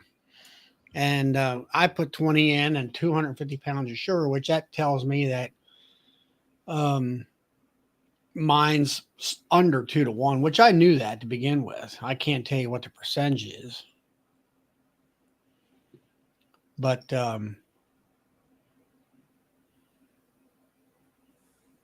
with a meat cleaver and a rubber mallet to cut it in half. Hey, Bob, I feel like I saw a new creamer and just went to buy it. Don't buy it yet. Don't buy it yet. There might be one coming to a online store near you. That's all I'm saying. Could be really soon. Next couple weeks, I'll have the line. Hopefully, that's the time frame. That's the time frame in my mind. Hopefully, it works that way. But I just got to get the pricing. The pricing. Christopher. What's up, gentlemen? hey, Oh, you know, we're just chilling. That's Yeah. it. Let me see. As you get. Yeah, that's true. DC. I was reading DC's comment there. But so what you been doing today? Well, when you called me, I was actually looking in my hives. When I called you back. Yeah. Yeah. What'd you see? What were you experiencing today? Well, since I just put them in on Wednesday evening. It was like 8 o'clock at night, so it's only been 2 days. So you haven't So really there's looked at it yet. no, there's a few mites in the oil, not like just regular drops. So we'll see what it looks like on Sunday. And they had enough time to, eat them all and get some in their system. Hey, Russell, what size are you looking for? Let me know what size you're looking for. But I also spent time with my mentor today, and I brought him to him to show him. And he's willing to give them a try. He said he'll put 10 of them in various hives at his apiary. He says he's got a total of 8,000 hives. So he's just going to randomly pick 10 out of all of them, and in the middle of all the hives that he has. And he'll give them a try. The pissiest ones. What's that? Tell them to find the pissiest ones. They're probably the ones that have the most. Well, most of his hives, he's been working on for the last 20 years getting VOAs. So Right. he's a firm believer doing tests before doing The VFA, doing them. right? Varroa. Yeah. So, and he guarantees when he gets his packages and all that they're VOAs.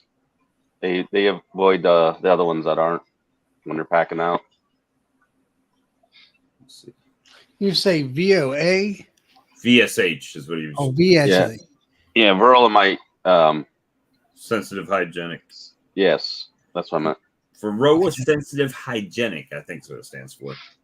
Yeah, him and his crew over there have been working on it for 20 years.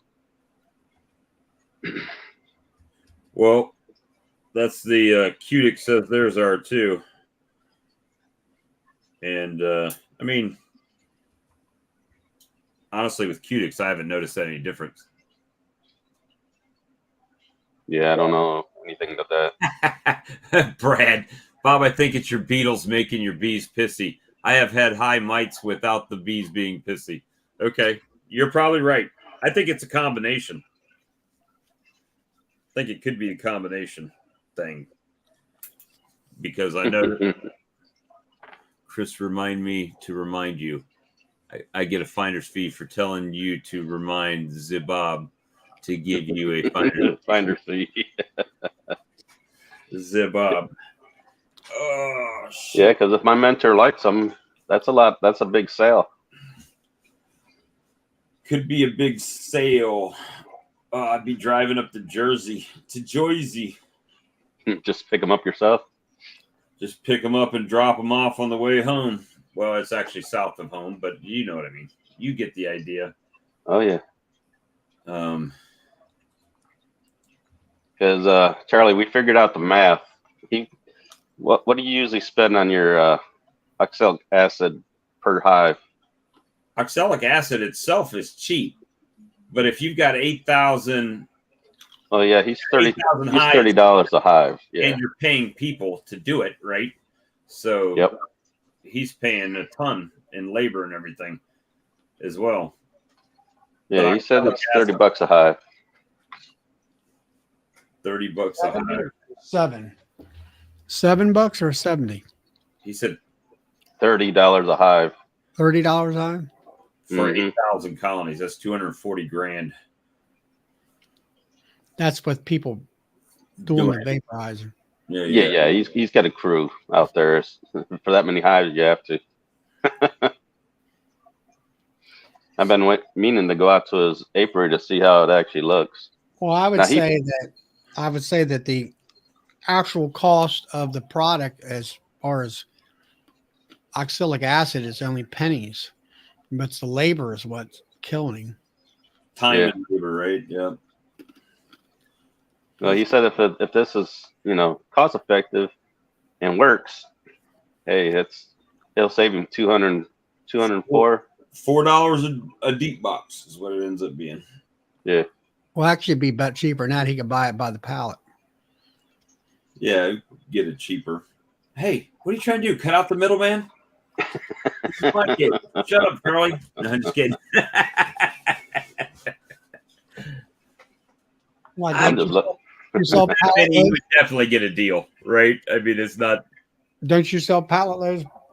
Yeah, but I don't have a pallet load retail price, so that's I have to get that information. It's $500. Not for a pallet. It's not for a case. A case is $500 And that's for 240 some. just for 240 tablets. And I bought 4 cases so far and got 2 more on the way. So Yeah, I purchased another one. Ah, timber. Chris, I know. Brad scared me. I just come on and Chris has an accident. oh, Sorry. those Michigan guys. Sorry. That's what happens when you're using your Way to cell pull phone. a China shop. Wow.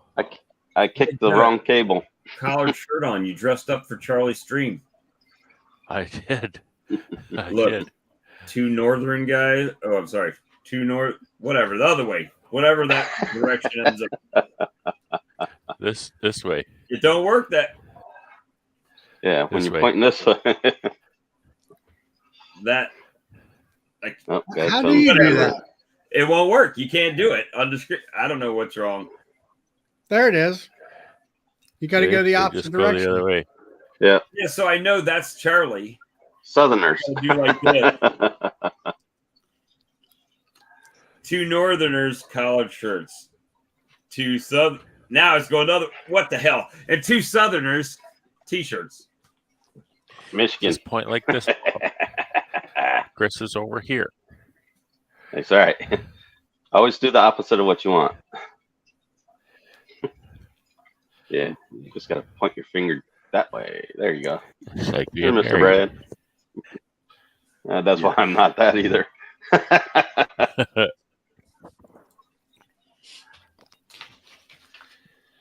Yeah.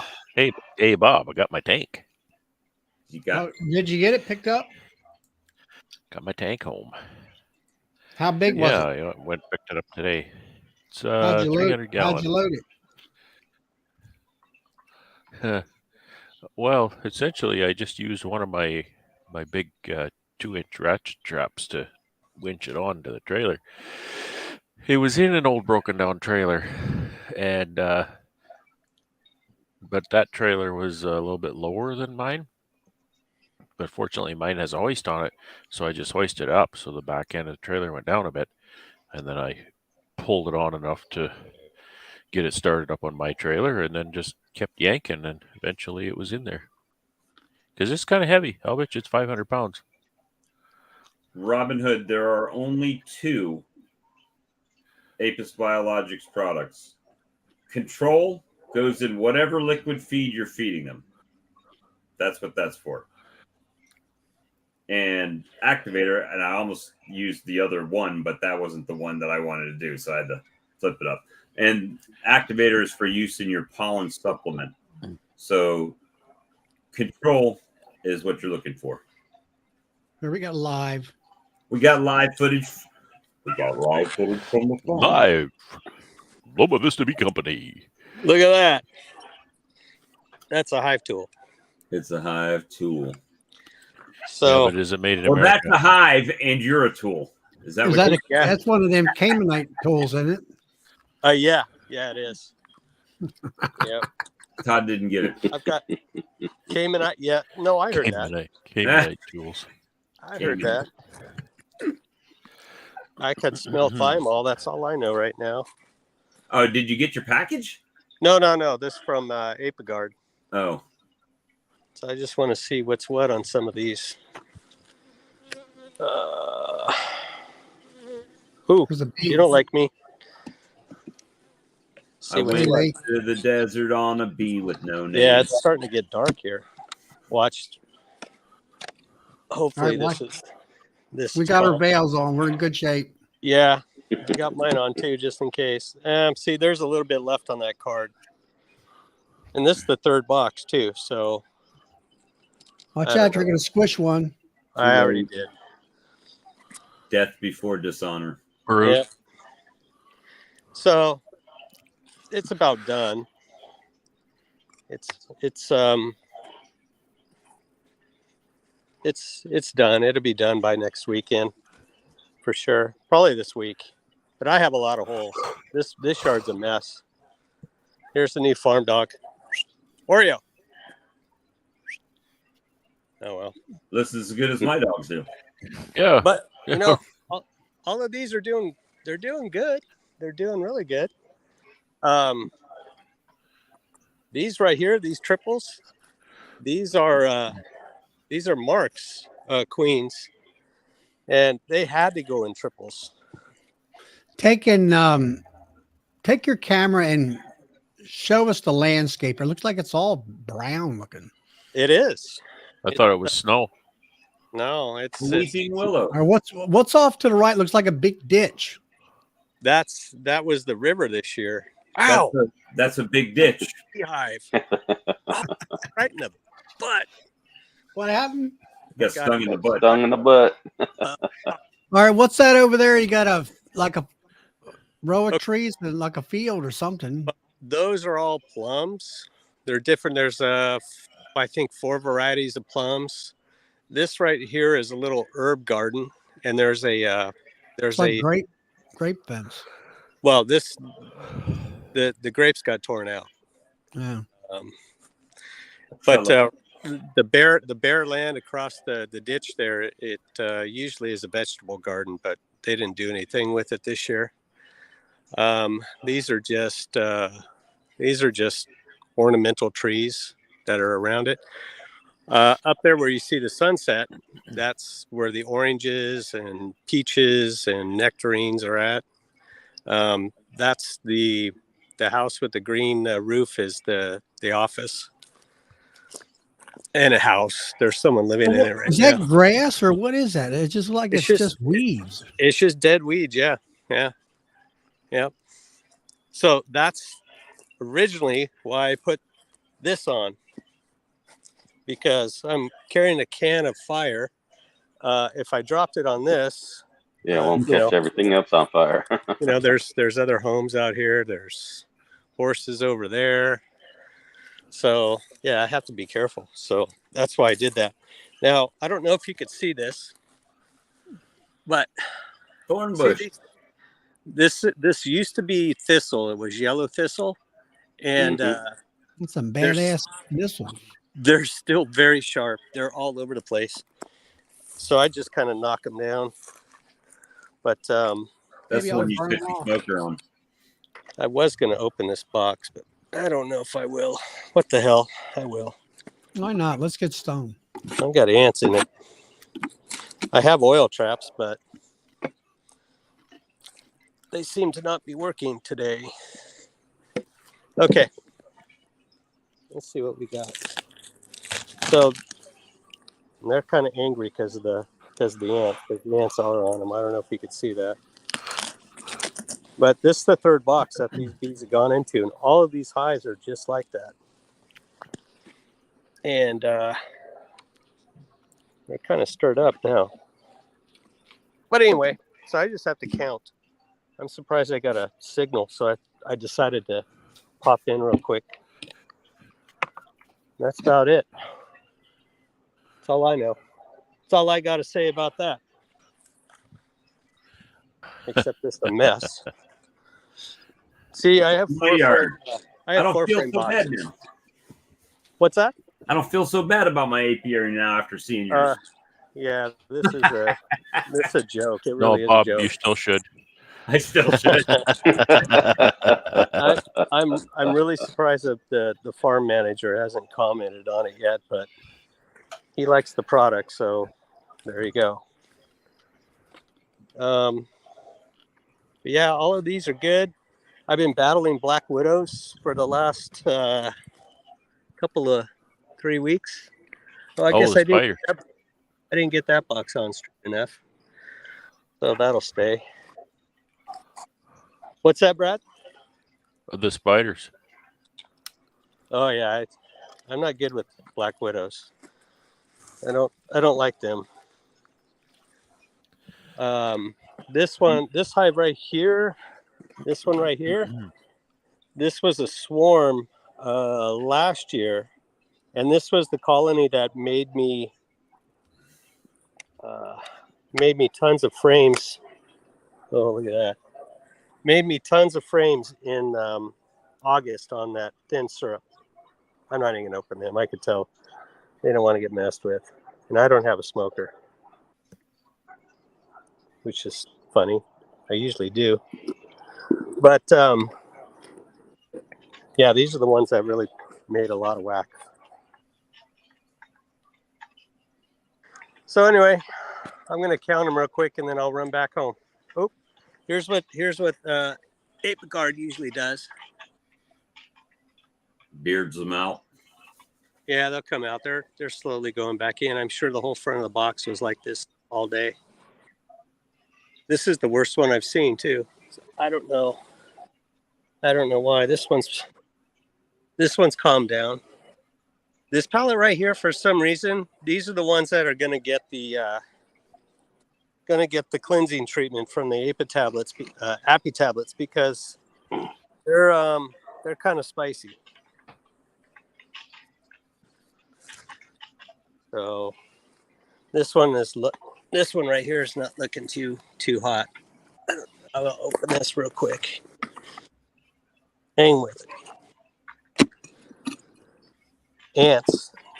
Let's see a common theme.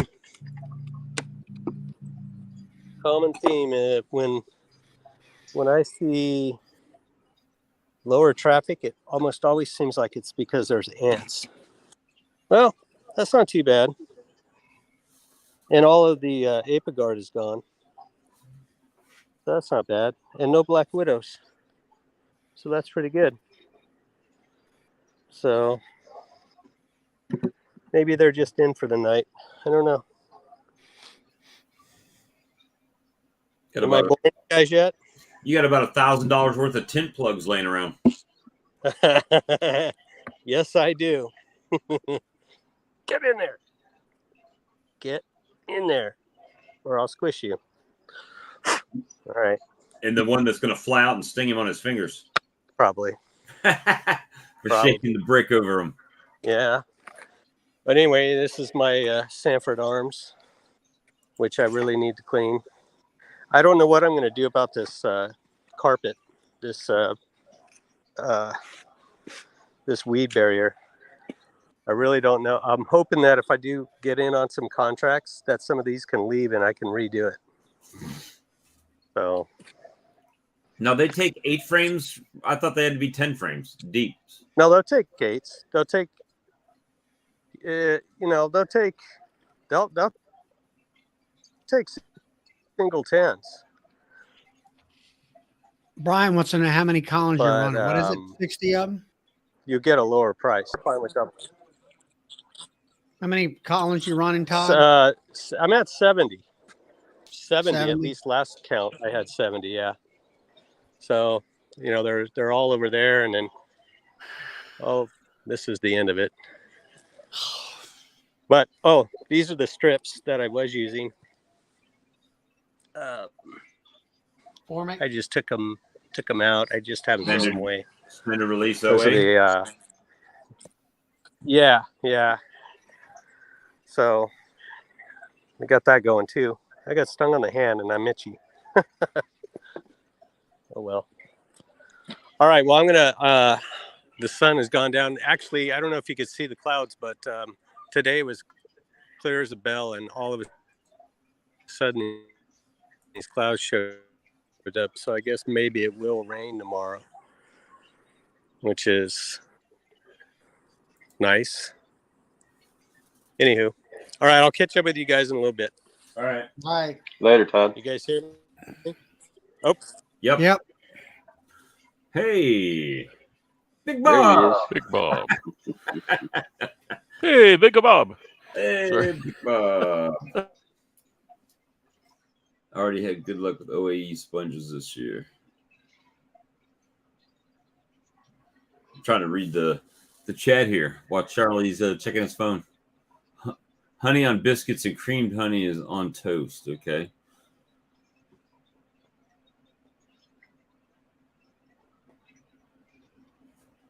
Todd, you don't need no stinking smoke. I never use it. I have it Why did- available.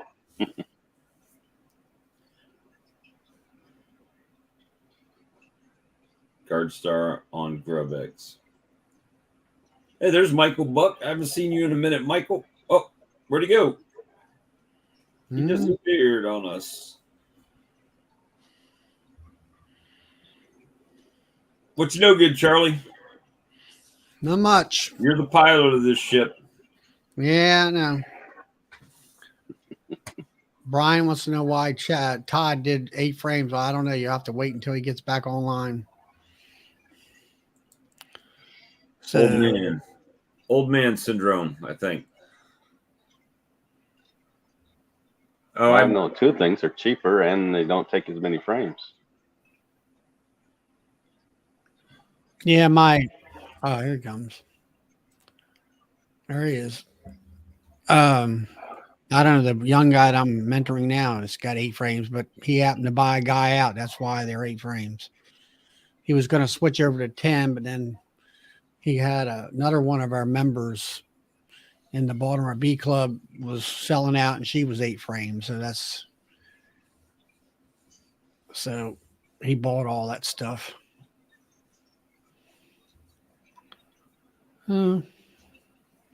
So Brad, what's you got your honey all harvested, and what'd you do today? Just do some feeding or whatever? Oh, I drove out to get that tank today. That's yeah, right. we got That's the honey done yesterday, and so that was good. It freed me up to go and fetch that tank, which is nice. So Kinda got did it look? exhausted, you know. Does it look as good as you thought it would? You know, I think it looks just fine. You know, it definitely needs a little bit of cleaning up, but it's not all bashed up or anything. And any dented or anything. Yeah, I not was really. I put a I was little dent in it when I was loading it, but I guess that's the only dent in it. Yeah, it's pretty hard to drag that thing up on the trailer like that. Yeah, I kind of didn't do it quite right, and I kind of, well, whatever. Ended up a little dent in the corner. Not a big deal, I don't think. But now I was looking at that tank that Ian had that, he was talking about moving around. And I looked on the end of it. It had that same shielding cover over where you hook all the refrigeration thing in. It's the same make as what it's have. identical, different size. Yeah. Well, the one that he has, that didn't look like a very big tank. It's big. Is it? It's big. What he's telling me what it would hold. I can't remember. It'll hold a lot. It's probably 3 times as big as mine. Really? Mine will hold. Did I say mine will hold over 30? It'll hold over 3,500 pounds of honey. I think his will hold. What did he say now? I think he's saying it like hold 7,000 pounds of honey or something. That's pretty crazy. But I don't need that much. I likely don't really need anything bigger than about 1,500 pounds. So, it'll do just fine. And I like the fact that it's a little bit longer and not quite as big around, so it won't take as much space. I can push it against the wall, and it'll, it's 34 inches or something in diameter. Right. So I definitely have to figure out how to use it. I don't know if I can get it up high enough to gravity drain it into the melter. I might end up putting another pump on it. Pumps are so expensive. That's all. Yeah. So the whole purpose of that, like you said, it was to put everything right out of your extractor into that through the clarifier. Yeah, and then let that into that new tank, and then it can go into the melter as we need to pail it, so that I'm not backing up once the melter is full, which is what happens now. The melter gets full, and then I'm kind of done. I can't do much more. I have to So it wait. just gives you more volume. Yeah, a little buffer, just a little bit of a rubber band in the system. Yeah. Daisy said, "How big? What was it? I Oh, think what 300 gallons, something like that. 300 gallons. Yeah. 300-gallon tank. Yeah. Watch my vlog tomorrow. I show you. And I think it was like $300 Canadian, which is like $250 American or whatever. Yeah, 350. I don't know. There was something on my computer today where the American dollar and the Canadian dollar, it was like going down. I don't know, maybe getting, I don't know, some of that exchange stuff, I guess. Well, that's all politically related, and don't get me talking politics. None of us need that right now. Nope. Let's talk about happy things. New shiny tank. That's happy things. But I got to get it off my trailer tomorrow, and kind of hoping my little tractor is going to lift it. It's not a light thing. I don't think so. So we'll see. Well, I hefted one end of it. I didn't lift it far, but I can lift it. One end of it, I can get it off the floor. So I'm thinking Well, it's it's got probably pipes coming down. If you could put some nice rollers on there, dolly wheels or something. Oh, I see. Yeah, it's an idea. Put You some know, casters on where the I bottom. have if you could get a wheel that's got a straight leg sticking up, where you could get up underneath that pipe and stick them up in there. You could use, Easy peasy. I've already got that. It's called wheels for my scaffolding. Okay, yeah, there you go. That's That's what I'm exactly what talking they are. about. It's a Yeah, and then nice all wheel, you and have it's to got do is that tractor. You can kind of lift a one end up and drag it around like a wagon. So Premier put their knobby pricing up. So if you want to know what knobby Premier products prices are going to be, 10-pack of frames, deep, single wax foundation, $31.50 for 10. So if you get double wax, it's $33.50, and triple wax, $37.50. Mediums are 30, 32, and 35. Medium frames with no foundation, $1.45. Well, you got to buy them by the 10-pack, so $14.50.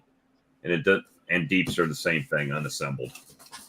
So $145 for 100 of them. 25% off on supers and 20% off on foundation. So there you go. That's the knobby special sales for Premier. So is that Pre-order. Is that cheap, or is that no big deal? Well, I guess compared to going to a beekeeping supply store, that's a pretty good deal. You're probably saving $1 a frame, at least. So that's, I guess, something to look at. It's their frames, if you buy them, they're cheaper than buying a Man Lake 100-pack. And let's see what their hive bodies are. You say that was $1.45 for an assembled frame? Unassembled frame. Okay. So looks like they've got unassembled hive bodies for $20, the pure ones, and unassembled mediums for $16.50. Deep hive body with 10 of their frames for $56. So, which is funny because that 56 means they're charging $36 for 10 frames, which is higher than buying a 10-pack of frames on their discount. So, couple different things. See what their foundation. Okay. $1.43 for single wax foundation, deep. Got that echo, Alex. I'm gonna turn it off again. Sorry, I'll be right back. So yeah, there you go. There's some pricing if you can go to the Nabi site, check it out. So maybe tomorrow, well, maybe Sunday. I got to check some of my colonies, some of my brood nests to see how they're packing out. Because I'm not sure if I need to mix more syrup or not. So, gotta do a deep dive in there and see what's going on. I think I have a few colonies there that have only had one pail. They should get two. So, I'll maybe mix some syrup anyway. All right, is there still echo? No, Sounds it's good. good now. I don't know why it does that. But it's 10 o'clock for me, guys. I'm going to check out. All right, Chris. Good to All right, see you. later. See you, Chris. I am going to have to bottle more swarm lure. I thought I was going to be able to have some to roll over till I started my big production. So I guess I'm going to have to start my big production early this weekend and Sweet. start bottling up a bunch so my wife can label it. So TV. you were feeding, Brad. I mean, do you go into your hives and say, okay, they only get so much and that's it? Or you feed to where they quit eating? Well, kind of both. They typically take those big pails I have are 2.5 gallon pails, and usually 2 of those will do it. Sometimes I give them a little more, but usually the reason I give them more is I just have a bit more syrup in the tank, so I'll spread it around. Mm-hmm. Give them, a couple liters a piece just to kind of get rid of the syrup. But that's usually what they'll take, and don't want to waste money, so do what usually Right. works, and I'm normally okay. Yeah, usually 5 gallons for a 10 frame colony, and the little guys, the 6s, I've never really nailed down how much goes in there, so I just divide it up. If I'm saying 20 liters, which it's a 12-liter pail, and it's not overflowing, so I'm saying maybe I get 10 liters in it. So if it's 20 liters, then that's 2 liters per frame, right? So then I'm saying, well, 6 frame box, that's 12 liters for a nuke, maybe. So that's what I'm shooting for on the nukes is a 12 liters, which will be 3 of those little pails I have, Right. or 6 of the jars. So that's what I'm going after there. Yeah, I was just wondering. I don't like to say I just started feeding. I mixed up 80 gallons so far, and Wednesday I went out there, put the feeders on, filled everybody up, and pretty much took the 40 gallons, which I figured it would. And then yesterday I went back out there to refill after 24 hours, and I used 30 gallons, and I had 10 gallons left over, which was, some of the hives didn't take everything, they didn't completely suck the feeder down to dry. And I had like 10 gallons left over, and I went out there this evening to get rid of that 10 gallons. So I've got another batch sitting in the thing cooling down, and I fed it all. But there's a lot of them out. They only had about, half of it gone and everything. What'd you get? The lid for your tank? The new lid Lid. came in with What's the it got? two. It's got holes in it, so you can unscrew the cap and fill in or pump out of whatever you want to do. No, mine's not that way. Of course, mine's not a toad either. Well, yeah, it is. I got a toad. Don't have just a solid cap. Yeah, I just ordered that one with the holes in it, so I can just unscrew that. And if I lose that little cap, I can find a plug to plug it. But Yeah, well, all I did was like one on my truck tank is I just loosen the threads up. That's enough to, let air in. It does have a hole in the top, but then it sloshes out the top when you're running down. Then the bees want to try to get in there and everything else. It used to have a plastic cord to hold the lid from falling away, and of course it broke last year. So, but so I don't know. I put Apis in, and I this was last told, batch I put Hive Alive in, and I was wondering whether that thymol or whatever didn't want them. They didn't want to eat it or whatever. But some of them are dry today, so I don't think it's really that situation. But also, like I say, I have all my 10 framers have a super honey on there from the spotted lanternflies. Most, and there was one out there was a little. I remember you had that video. I said, "Well, this one's a little light, type of thing." And then I have one nuke there it's got a box. It's a medium box up on top, and it's full of honey.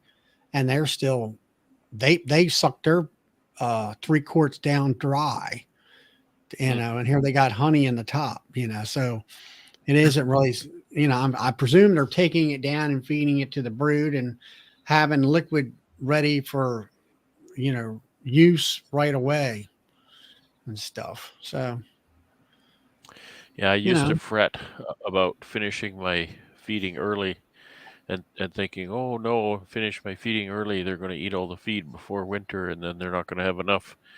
But then the principle of the fact that when they don't have brood to feed, they really hardly eat anything at all. It's remarkable how little they eat when they don't have brood. Well, to that was feed. like last year. Here it was 50 degrees, all the way up to December, which is unheard of. Usually it's 30s, And I'm like, man, I dumped all this sugar into them last year. And I'm like, are they going to go through it like, like crazy? But they didn't. Yeah. And they didn't. They, finally got cold. And between the lanternfly honey and the sugar water that I put in my production hives, I kind of watched them on the frame basis. And they went all the way in through March. By the time March and spring was kind of hitting, they had several frames left over of honey, and they were fine.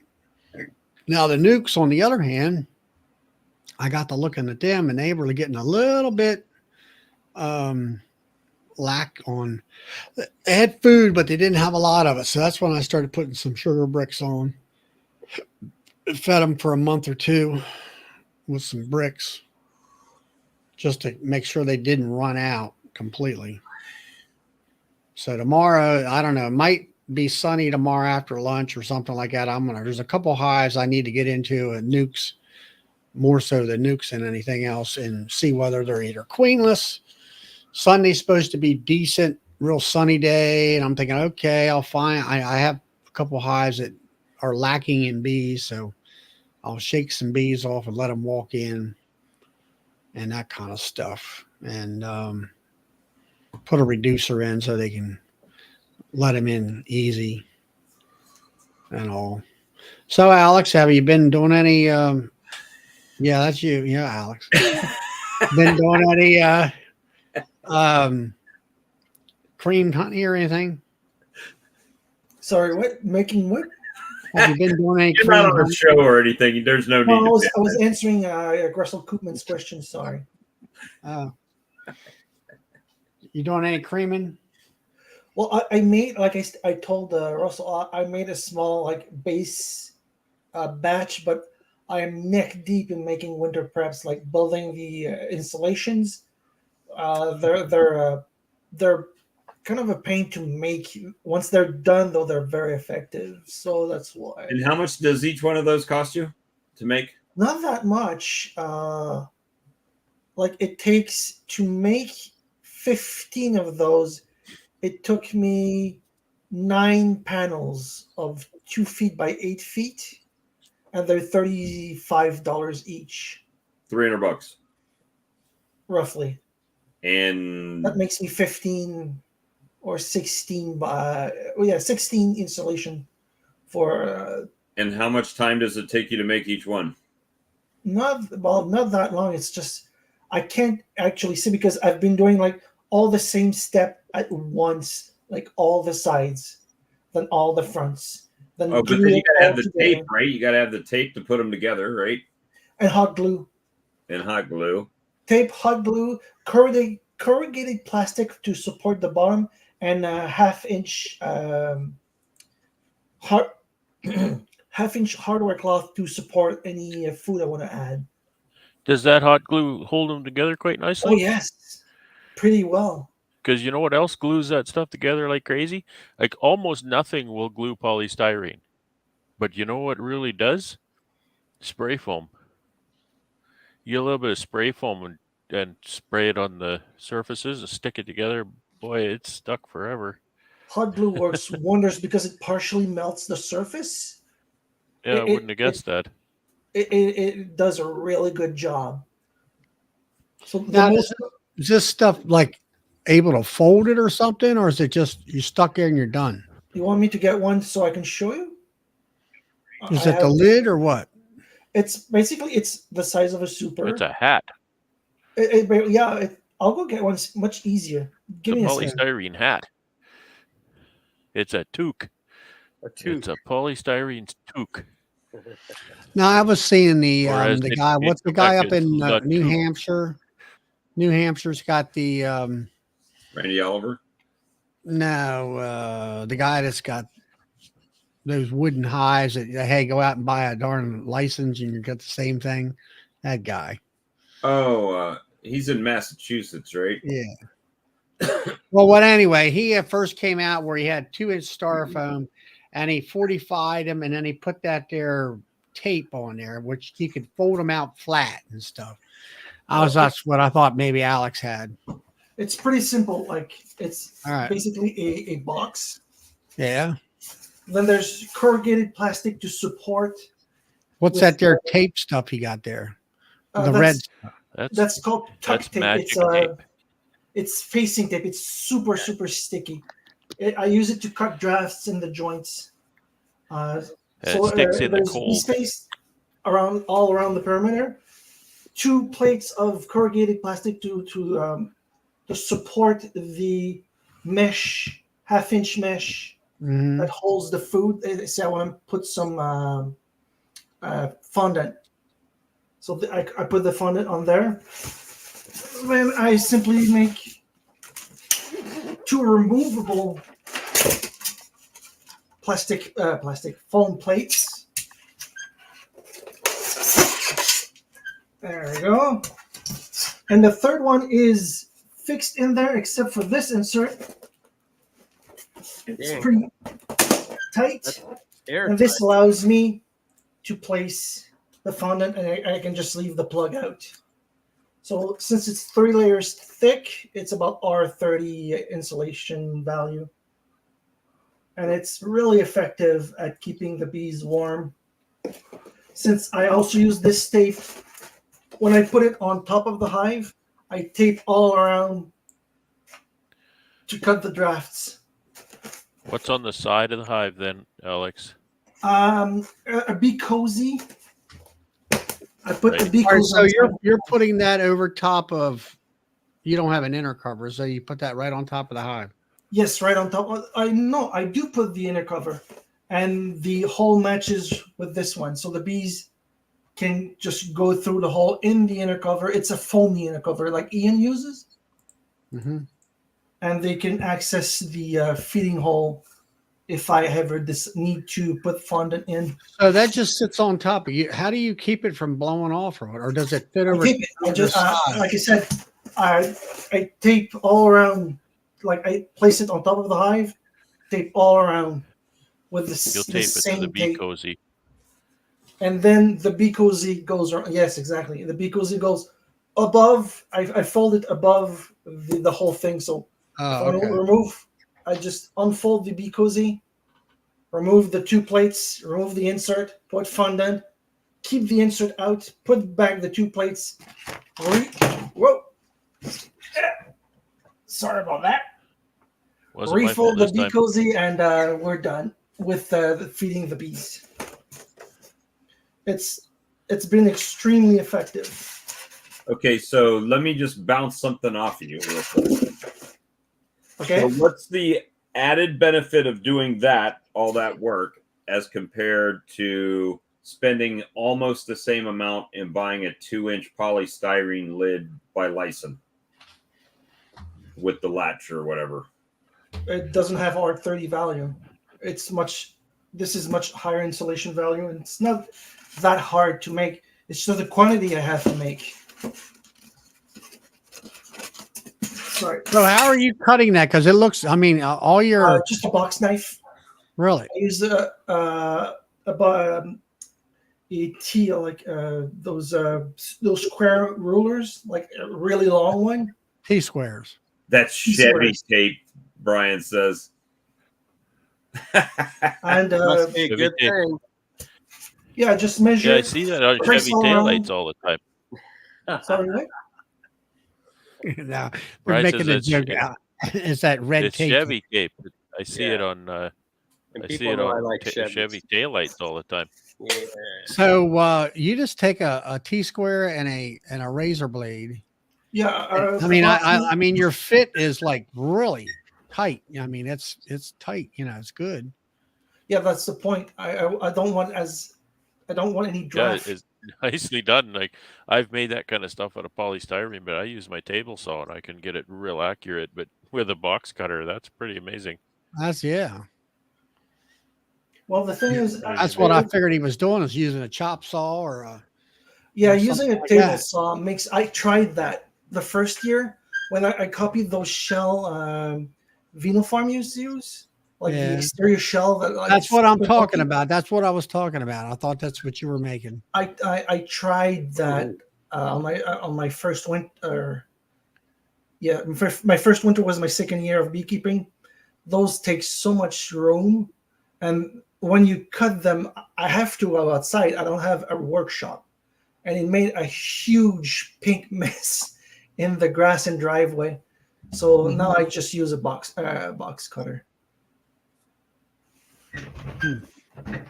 Well, you're like I say, they're tight. They're very accurate. I have to say. Does the knife must go all the way through the 2 inches? No, what I do is I trace all around. Like I make my measurements. Say the two panels are 16 by 12 and a half. So what I do is I take the whole panels. Like when I buy them, they're 8 feet long. So I make I slice them in 12 and a half pieces, then 16-inch long, and I use the leftovers to make the bottom one. That's right next where I just assemble the pieces to make a third one with the insert. So Now, there's Jim very wants little to- waste. Yeah. Jim wants to know: do you use an upper entrance at all? No, not in single. I used them last on my first round. Yes, on my first. The first batch of 15 I made, I used upper entrances, but it loses too much heat, and the bottom entrance, the normal entrance, is close enough to the bees so it doesn't clog up with ice. Since they're in the single, I winter them in single blocks outside, and since the entrance doesn't freeze shut, so an upper entrance I think loses too much heat, and I'll add a foam insert on the first 15 I made to block the upper entrance. It's not needed. They lose a lot of energy.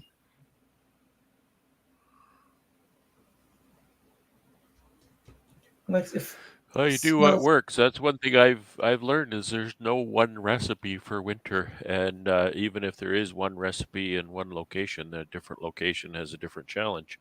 Some have higher humidity, some have lower temperatures, somehow wind chills, whatever.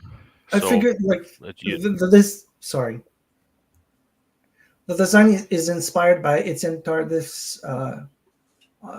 Yeah. Well, but that again, he's Yukon, and it's not Yukon. exactly Quebec. for Yeah, but the temperatures for kind of weather, get but similar. Not for as long. Quebec does not get -40 for like maybe a week if we're unlucky of yeah, -40 weather. yeah, Yukon yeah, can get a month of -40 weather. yeah, Uh, more. so I figure if it's good enough for him, it's probably good enough for me. And it turned out to, even with the upper entrances, which I should not have put, they wintered extremely well. Like 12 out of 14 survived, which is really, really good. Now, with Yeah, Do I you have good guess. feed Yeah, stores like left in I the would. spring? what? Two people were talking at once. Feed Go ahead, stores. Do you Brian. have good feed stores left in the spring? Yeah, yeah, they had good. Had good stores. They were short on protein, but the stores were decent from what I could tell. Good. Well, of course, I can see through the hole in the upper the inner cover, but those hives that died out of, I don't know, one of them probably lost its queen. It was the stores were full, so they died maybe in February. Because the amount they eat is proportional to how hard they have to work to stay warm, right? Because they can. It's remarkable how well they can stay warm in very cold temperatures, even with very little insulation. But they'll eat a tremendous amount doing it, and then they expel a lot of water vapor. So then condensation and icing starts to be a problem. So those are kind of the factors that you're trying to Yeah, deal with. that's what Etienne says. Like the better the insulation, the less they have to generate, less heat they have to Right. generate, makes less moisture, makes like poses less of a threat like to the bees for like And icing and stability. And insulation not only decreases the amount they'll eat because they don't have to work as hard to stay warm, but it also stabilizes the temperature that's impacting the cluster, because the outside temperature then doesn't have as much of an impact on the inside of the hive. So stability is, in my opinion at least, key. Stability and reduction in feed consumption. And all, I've said before, I'll say again, I think that's the key factor with indoor wintering, is that temperature is 4C for 5 months, right? Is bang on. They never have to adjust their ability to keep the cluster warm. It is a constant situation the entire time. I think that's key. the goal of making these was to try and get as close to 4C as possible, and it looks like they work. From if any of the results from last year were anything to go by, Well, if it's you're wintering singles, that you're doing good, because feed consumption is then one of your big challenges with singles. So you have to kind of know what you're doing. So good on you. You're oh doing yeah, good. I Yeah, was surprised at how like well they it's worked. like snowbanks. I don't know how much snowfall you get in your area. You probably get quite a bit.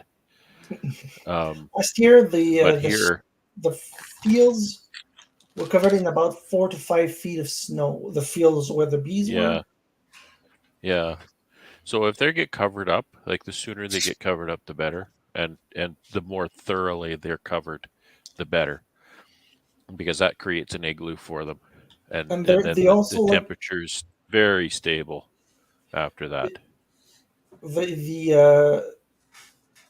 the pumpkin bees also have a big advantage. They're in a C-shaped bowl, so to speak. So there's a very good windbreak all around. It's like So it's like that 4 to 8 feet create deep. Sorry. so it'll create a big snowbank for them. Oh yeah, it goes all the way to the top of the hives. And there's like a crater Yeah. around the hives, of course, but the level of the snow is as high as the cinder block. If you can get that snowbank completely covered in a hive, and it doesn't matter. It could be 6 feet of snow over that hive. That's fantastic. That's exactly what you want as best case scenario. It sounds so weird, but we Yeah, see it's good we see that all the insulation. time, and those bees do really well. So when you insulate like that and you have your moisture condensing up inside, or is it because it's not that hot, or I guess the humidity isn't that high in your hive, or Well, the point of going heavy on insulation is that they don't have to consume as much. They don't generate as much moisture. So, like heavy insulation solves the moisture problem. It just gives them And the enough. condensation problem. Yeah, it just gives them enough for drinking, and the rest is manageable. I don't know. I heard those Canadians could drink pretty well. well,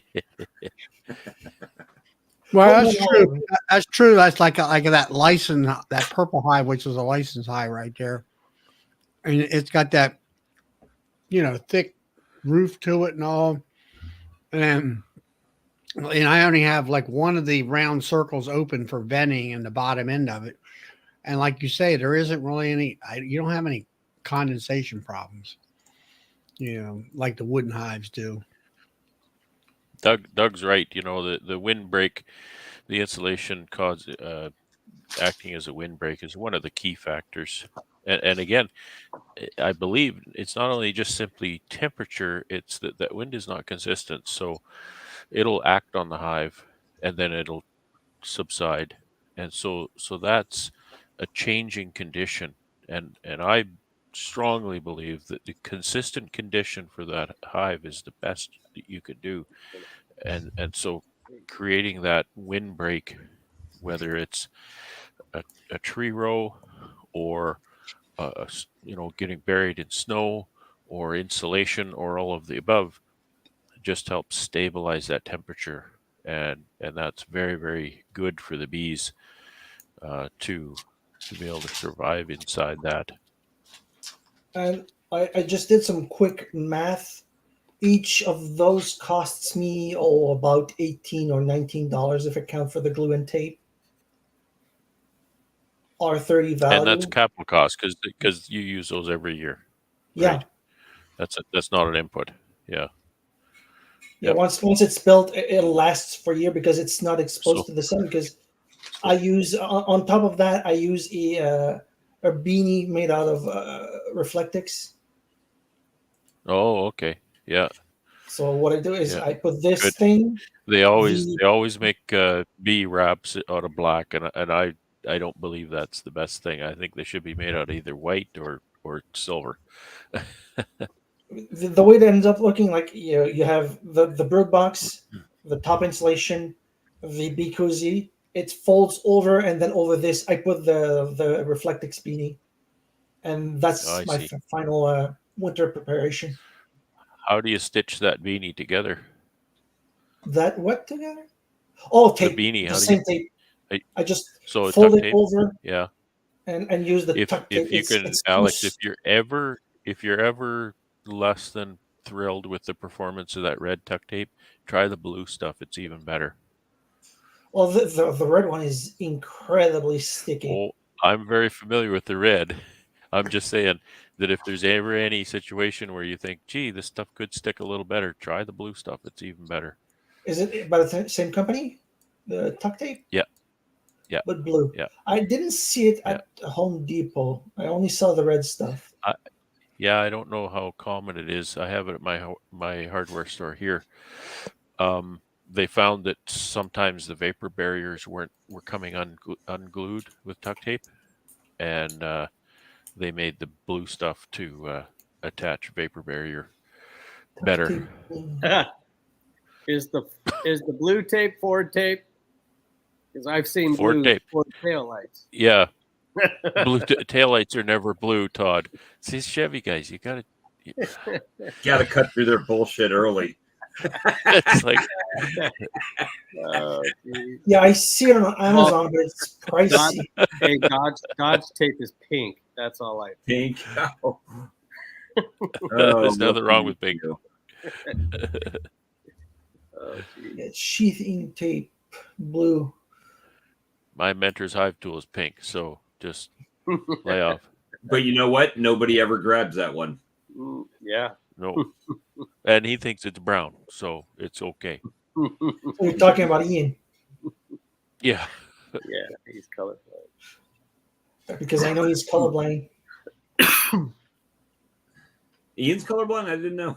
Yeah. Yeah, he has trouble distinguishing reds and greens, I think. he thought his Sierra Cell We need to E-jacket chip in and was get him pet- some of pet those brown. shades that help you Piping. see colors. Remember, I told him, I said I was a knucklehead that made fun of that Saracel suit. You look like Ricky Bobby on Talladega Nights. I did too, felt so, but felt so bad. he always thought it had brown piping, and it's pink. So, whatever. But you know what? He's confident in who he is, so he doesn't give a shit what anybody thinks. Really, to be honest, I don't care what color my hive tool is. I don't care. They Yeah, work. as long as Yellow it's so I made in can America. find it. As Find long it. as it's made in America. You want me to go on and on about hive tools again, Todd? No. No. No, I You get already. We've heard that. Yeah, we got it. I got the You've message heard it? loud and clear. I should ask the kids at the high school over here to make some. Sure. They have scrap laying around. They have a Yep. CNC machine too. They got a laser. Mm-hmm. Cut it Oh out. yeah. They fit those big sheets in there. What are they? 4x8 sheets, and they just go to town and It's whatever. one of my they're cut- winter projects is to find an outfit in town that can cut those out and heat treat them and tumble them. Make me a whack of those. These kids have one of the best shops on the West Coast. It's crazy. They've got so many things in there to play with. It's unbelievable. I'm just happy that they're teaching those courses again. Mm-hmm. Well, they never stopped. This school never stopped. This is a new high school. It was built in, I think, 03, and they had it since 03. So they never stopped.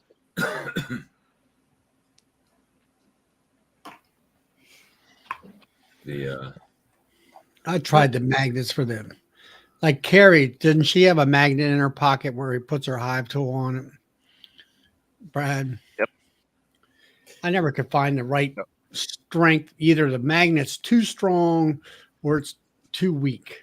I bought a hive tool pouch from a YouTuber. He crafts them out of leather. If you've that's seen a Paul video, I think. huh? That's Paul Kelly. No, it's McMahon. I don't know how to pronounce his name. Kevin something. Oh, okay. Sorry. Kevin. Paul His Kelly channel, makes I think it's makes called a Kevin. belt. Yeah, I've seen Paul Kelly's pouch down there at Hive Life, but it's $100. Yeah, so it's pretty expensive. ain't I cheap. actually have a couple here. I can't wear them because I'm too big. They Maybe just it was sit in this back. $100 Canadian, so you could have got it for $19.95. It's not. Kevin's Doesn't have hobby. the same impact when James isn't here. James is here. He cracks up at it every time. Darren says Kevin's hobbies. I think we should move off the hive tool subject before Brad. I could snap any second. Yeah, Mark, you know it. I put a link in the video. Yeah, in the I just, chat. I'm just I'm looking at Brad. He's grinding his teeth. triggered. That's where I could just ordered be my triggered any hive second. tool pouch from. Oh dear. Oh, Kind of man, like a mousetrap. It's like you keep messing with that mousetrap, Todd. It's gonna spring. It's gonna snap your fingers. That's right. That thing works really well. The magnet is just the right strength, and there's several pouches for and for like rolling those cylindrical cages. There's room for. There's 2 long holsters, a holster for the let's say a pencil, and another one for a roll cage. It sounds It's a really exactly good. like Paul Kelly's Yeah, it belt. sounds like Paul Kelly's outfit. I Anyway, don't know who Paul Kelly is. You I don't know didn't- who Paul Kelly's is? No. We need to University make- of Guelph, buddy. We need to make an H-list night. I don't I know need to everything. take And word right is- now, I'm kind of burnt out on beekeeping videos. I'm like, It's I an need a HT break. No free Hive night. Tool Friday. I declare this an HT free night. Hive tool free night. Not allowed to talk about Chinese hive tools. I said it on CHT. Friday. Hmm. Yeah, he's a teacher over. What's it called? Guelph, is it? Mhm. University of Guelph. Yeah. oh, Paul. Oh, yes. Yeah, Now I know who he is. Never mind. Yeah. Paul Kelly, He has all those videos. So, yeah. University Figured of you would. Guelph. Yes. Yes. Okay. Now I have a hard time associating names with faces sometimes. So some random guy I used to work with will say hi, and I would draw a blank on the name, but I would recognize the person.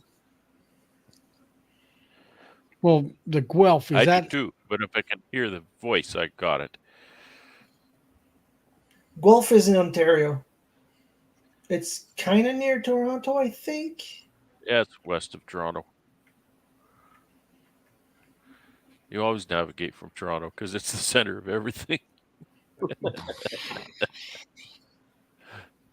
Well, I feel Well, kind of believe me. bad that, like, I had a, not to get off the topic, but real quickly, I feel kind of bad because I feel like a teenager that invited people into his messy bedroom, you know, where there's clothes all over the floor and you can't see the carpet or the floor.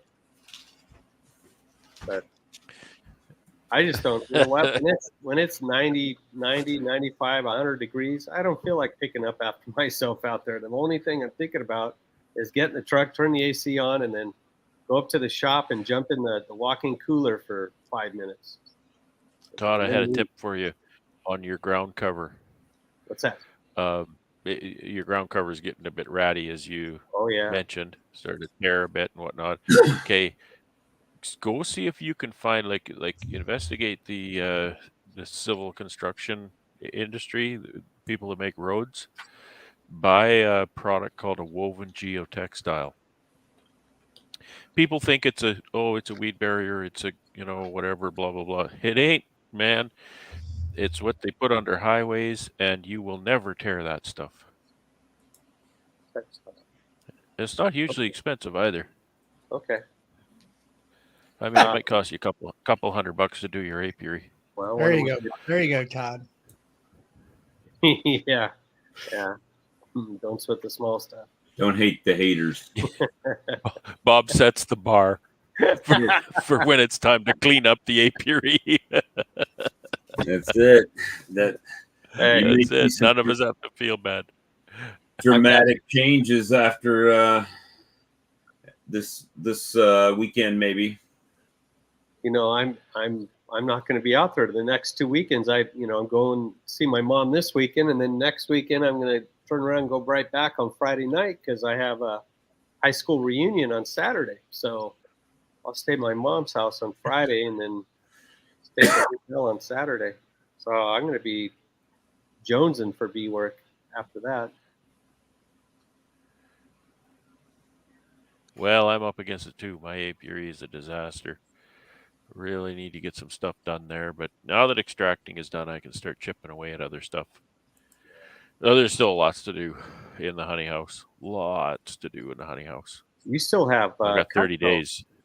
You have cut comb still, I gotta right? cut the comb. I gotta cut comb. I gotta wax frames.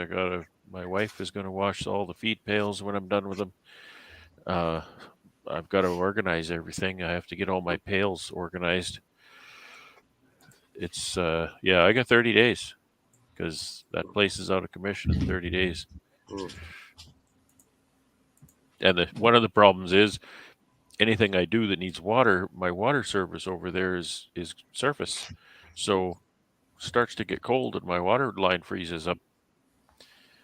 Some days I have to unhook it from the house and pull it all into the honey house and wait an hour for it to thaw out and then pull it all back again to get water service. Often I just wait until the sun shines on it and it's okay, but it's really funny, Todd. You should hear it.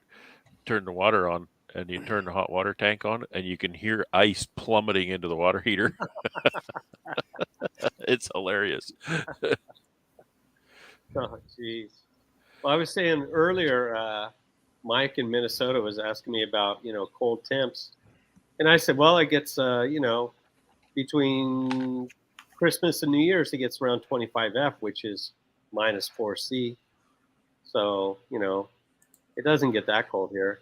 But sometimes it'll, well, when I lived in Missouri, I had my pipes freeze in Missouri. I mean, it flooded the garage out. And so that's no fun. Yeah, but in Missouri, they probably bury the pipes 3 feet down. Well, yes, but unfortunately, the guy that built the house put the pipes going upstairs, like to the upstairs bathroom, right above the garage, and didn't really insulate. Oh, okay. So the garage acted like the ice box, and then the next thing you know, the top would just. Yeah. Hey, Darren. Hey, thought I'd jump on for the late show. You betcha. Charlie's got till about 11 because he's probably got to work tomorrow. 2 hours. Bob, I haven't been on since the late show last weekend. Me neither. I was out of work. Price for it the next day. I was out of work 4 days That because got of the late show. That got out of hand. I'm too old for the late show. Ooh, I'm in bed by 9 o'clock. It was bad. It was very bad. It was a rough night. Fun, but rough. Just trying to. I'm looking at storefront space. Uh-oh. Now, you're getting old when I've driven a lot in my life and I love it. I love road trips and I could drive all day long, and I go out and do a little job like this. Today I come home, I'm just exhausted. Absolutely exhausted. It's like a 4 hour. How many hours did it take you, Brad? Well, 4 hour round trip, but I left here. When did I leave here? 10 o'clock, and I got back at 5:30. So, It took you a while to load. 7+ hours. Yeah, stopped for fuel on the way out and the way back, just so that the truck was full when I got home. And I went to the hardware store and got a few things there too. So now you were saying that you were talking. The person selling was a lady. So when you got there, what did you? It's like, oh my God! Now or was it? Is not as bad as you thought it might have been, or what? As far as like getting this thing, she was very nice. She was very, very nice. She was as helpful as she could be. She wasn't, she was a slight woman, and I had to try and keep her, don't get under it kind of thing. I didn't want her getting pinned under this tank because then I'd hurt myself getting her out. But she was really nice. Helped as much as she could to, watch the parts that I couldn't see or whatever. So, yeah, it went just fine. The fact that I could lift my hoist on my trailer to get the back of my trailer kind of under the other trailer.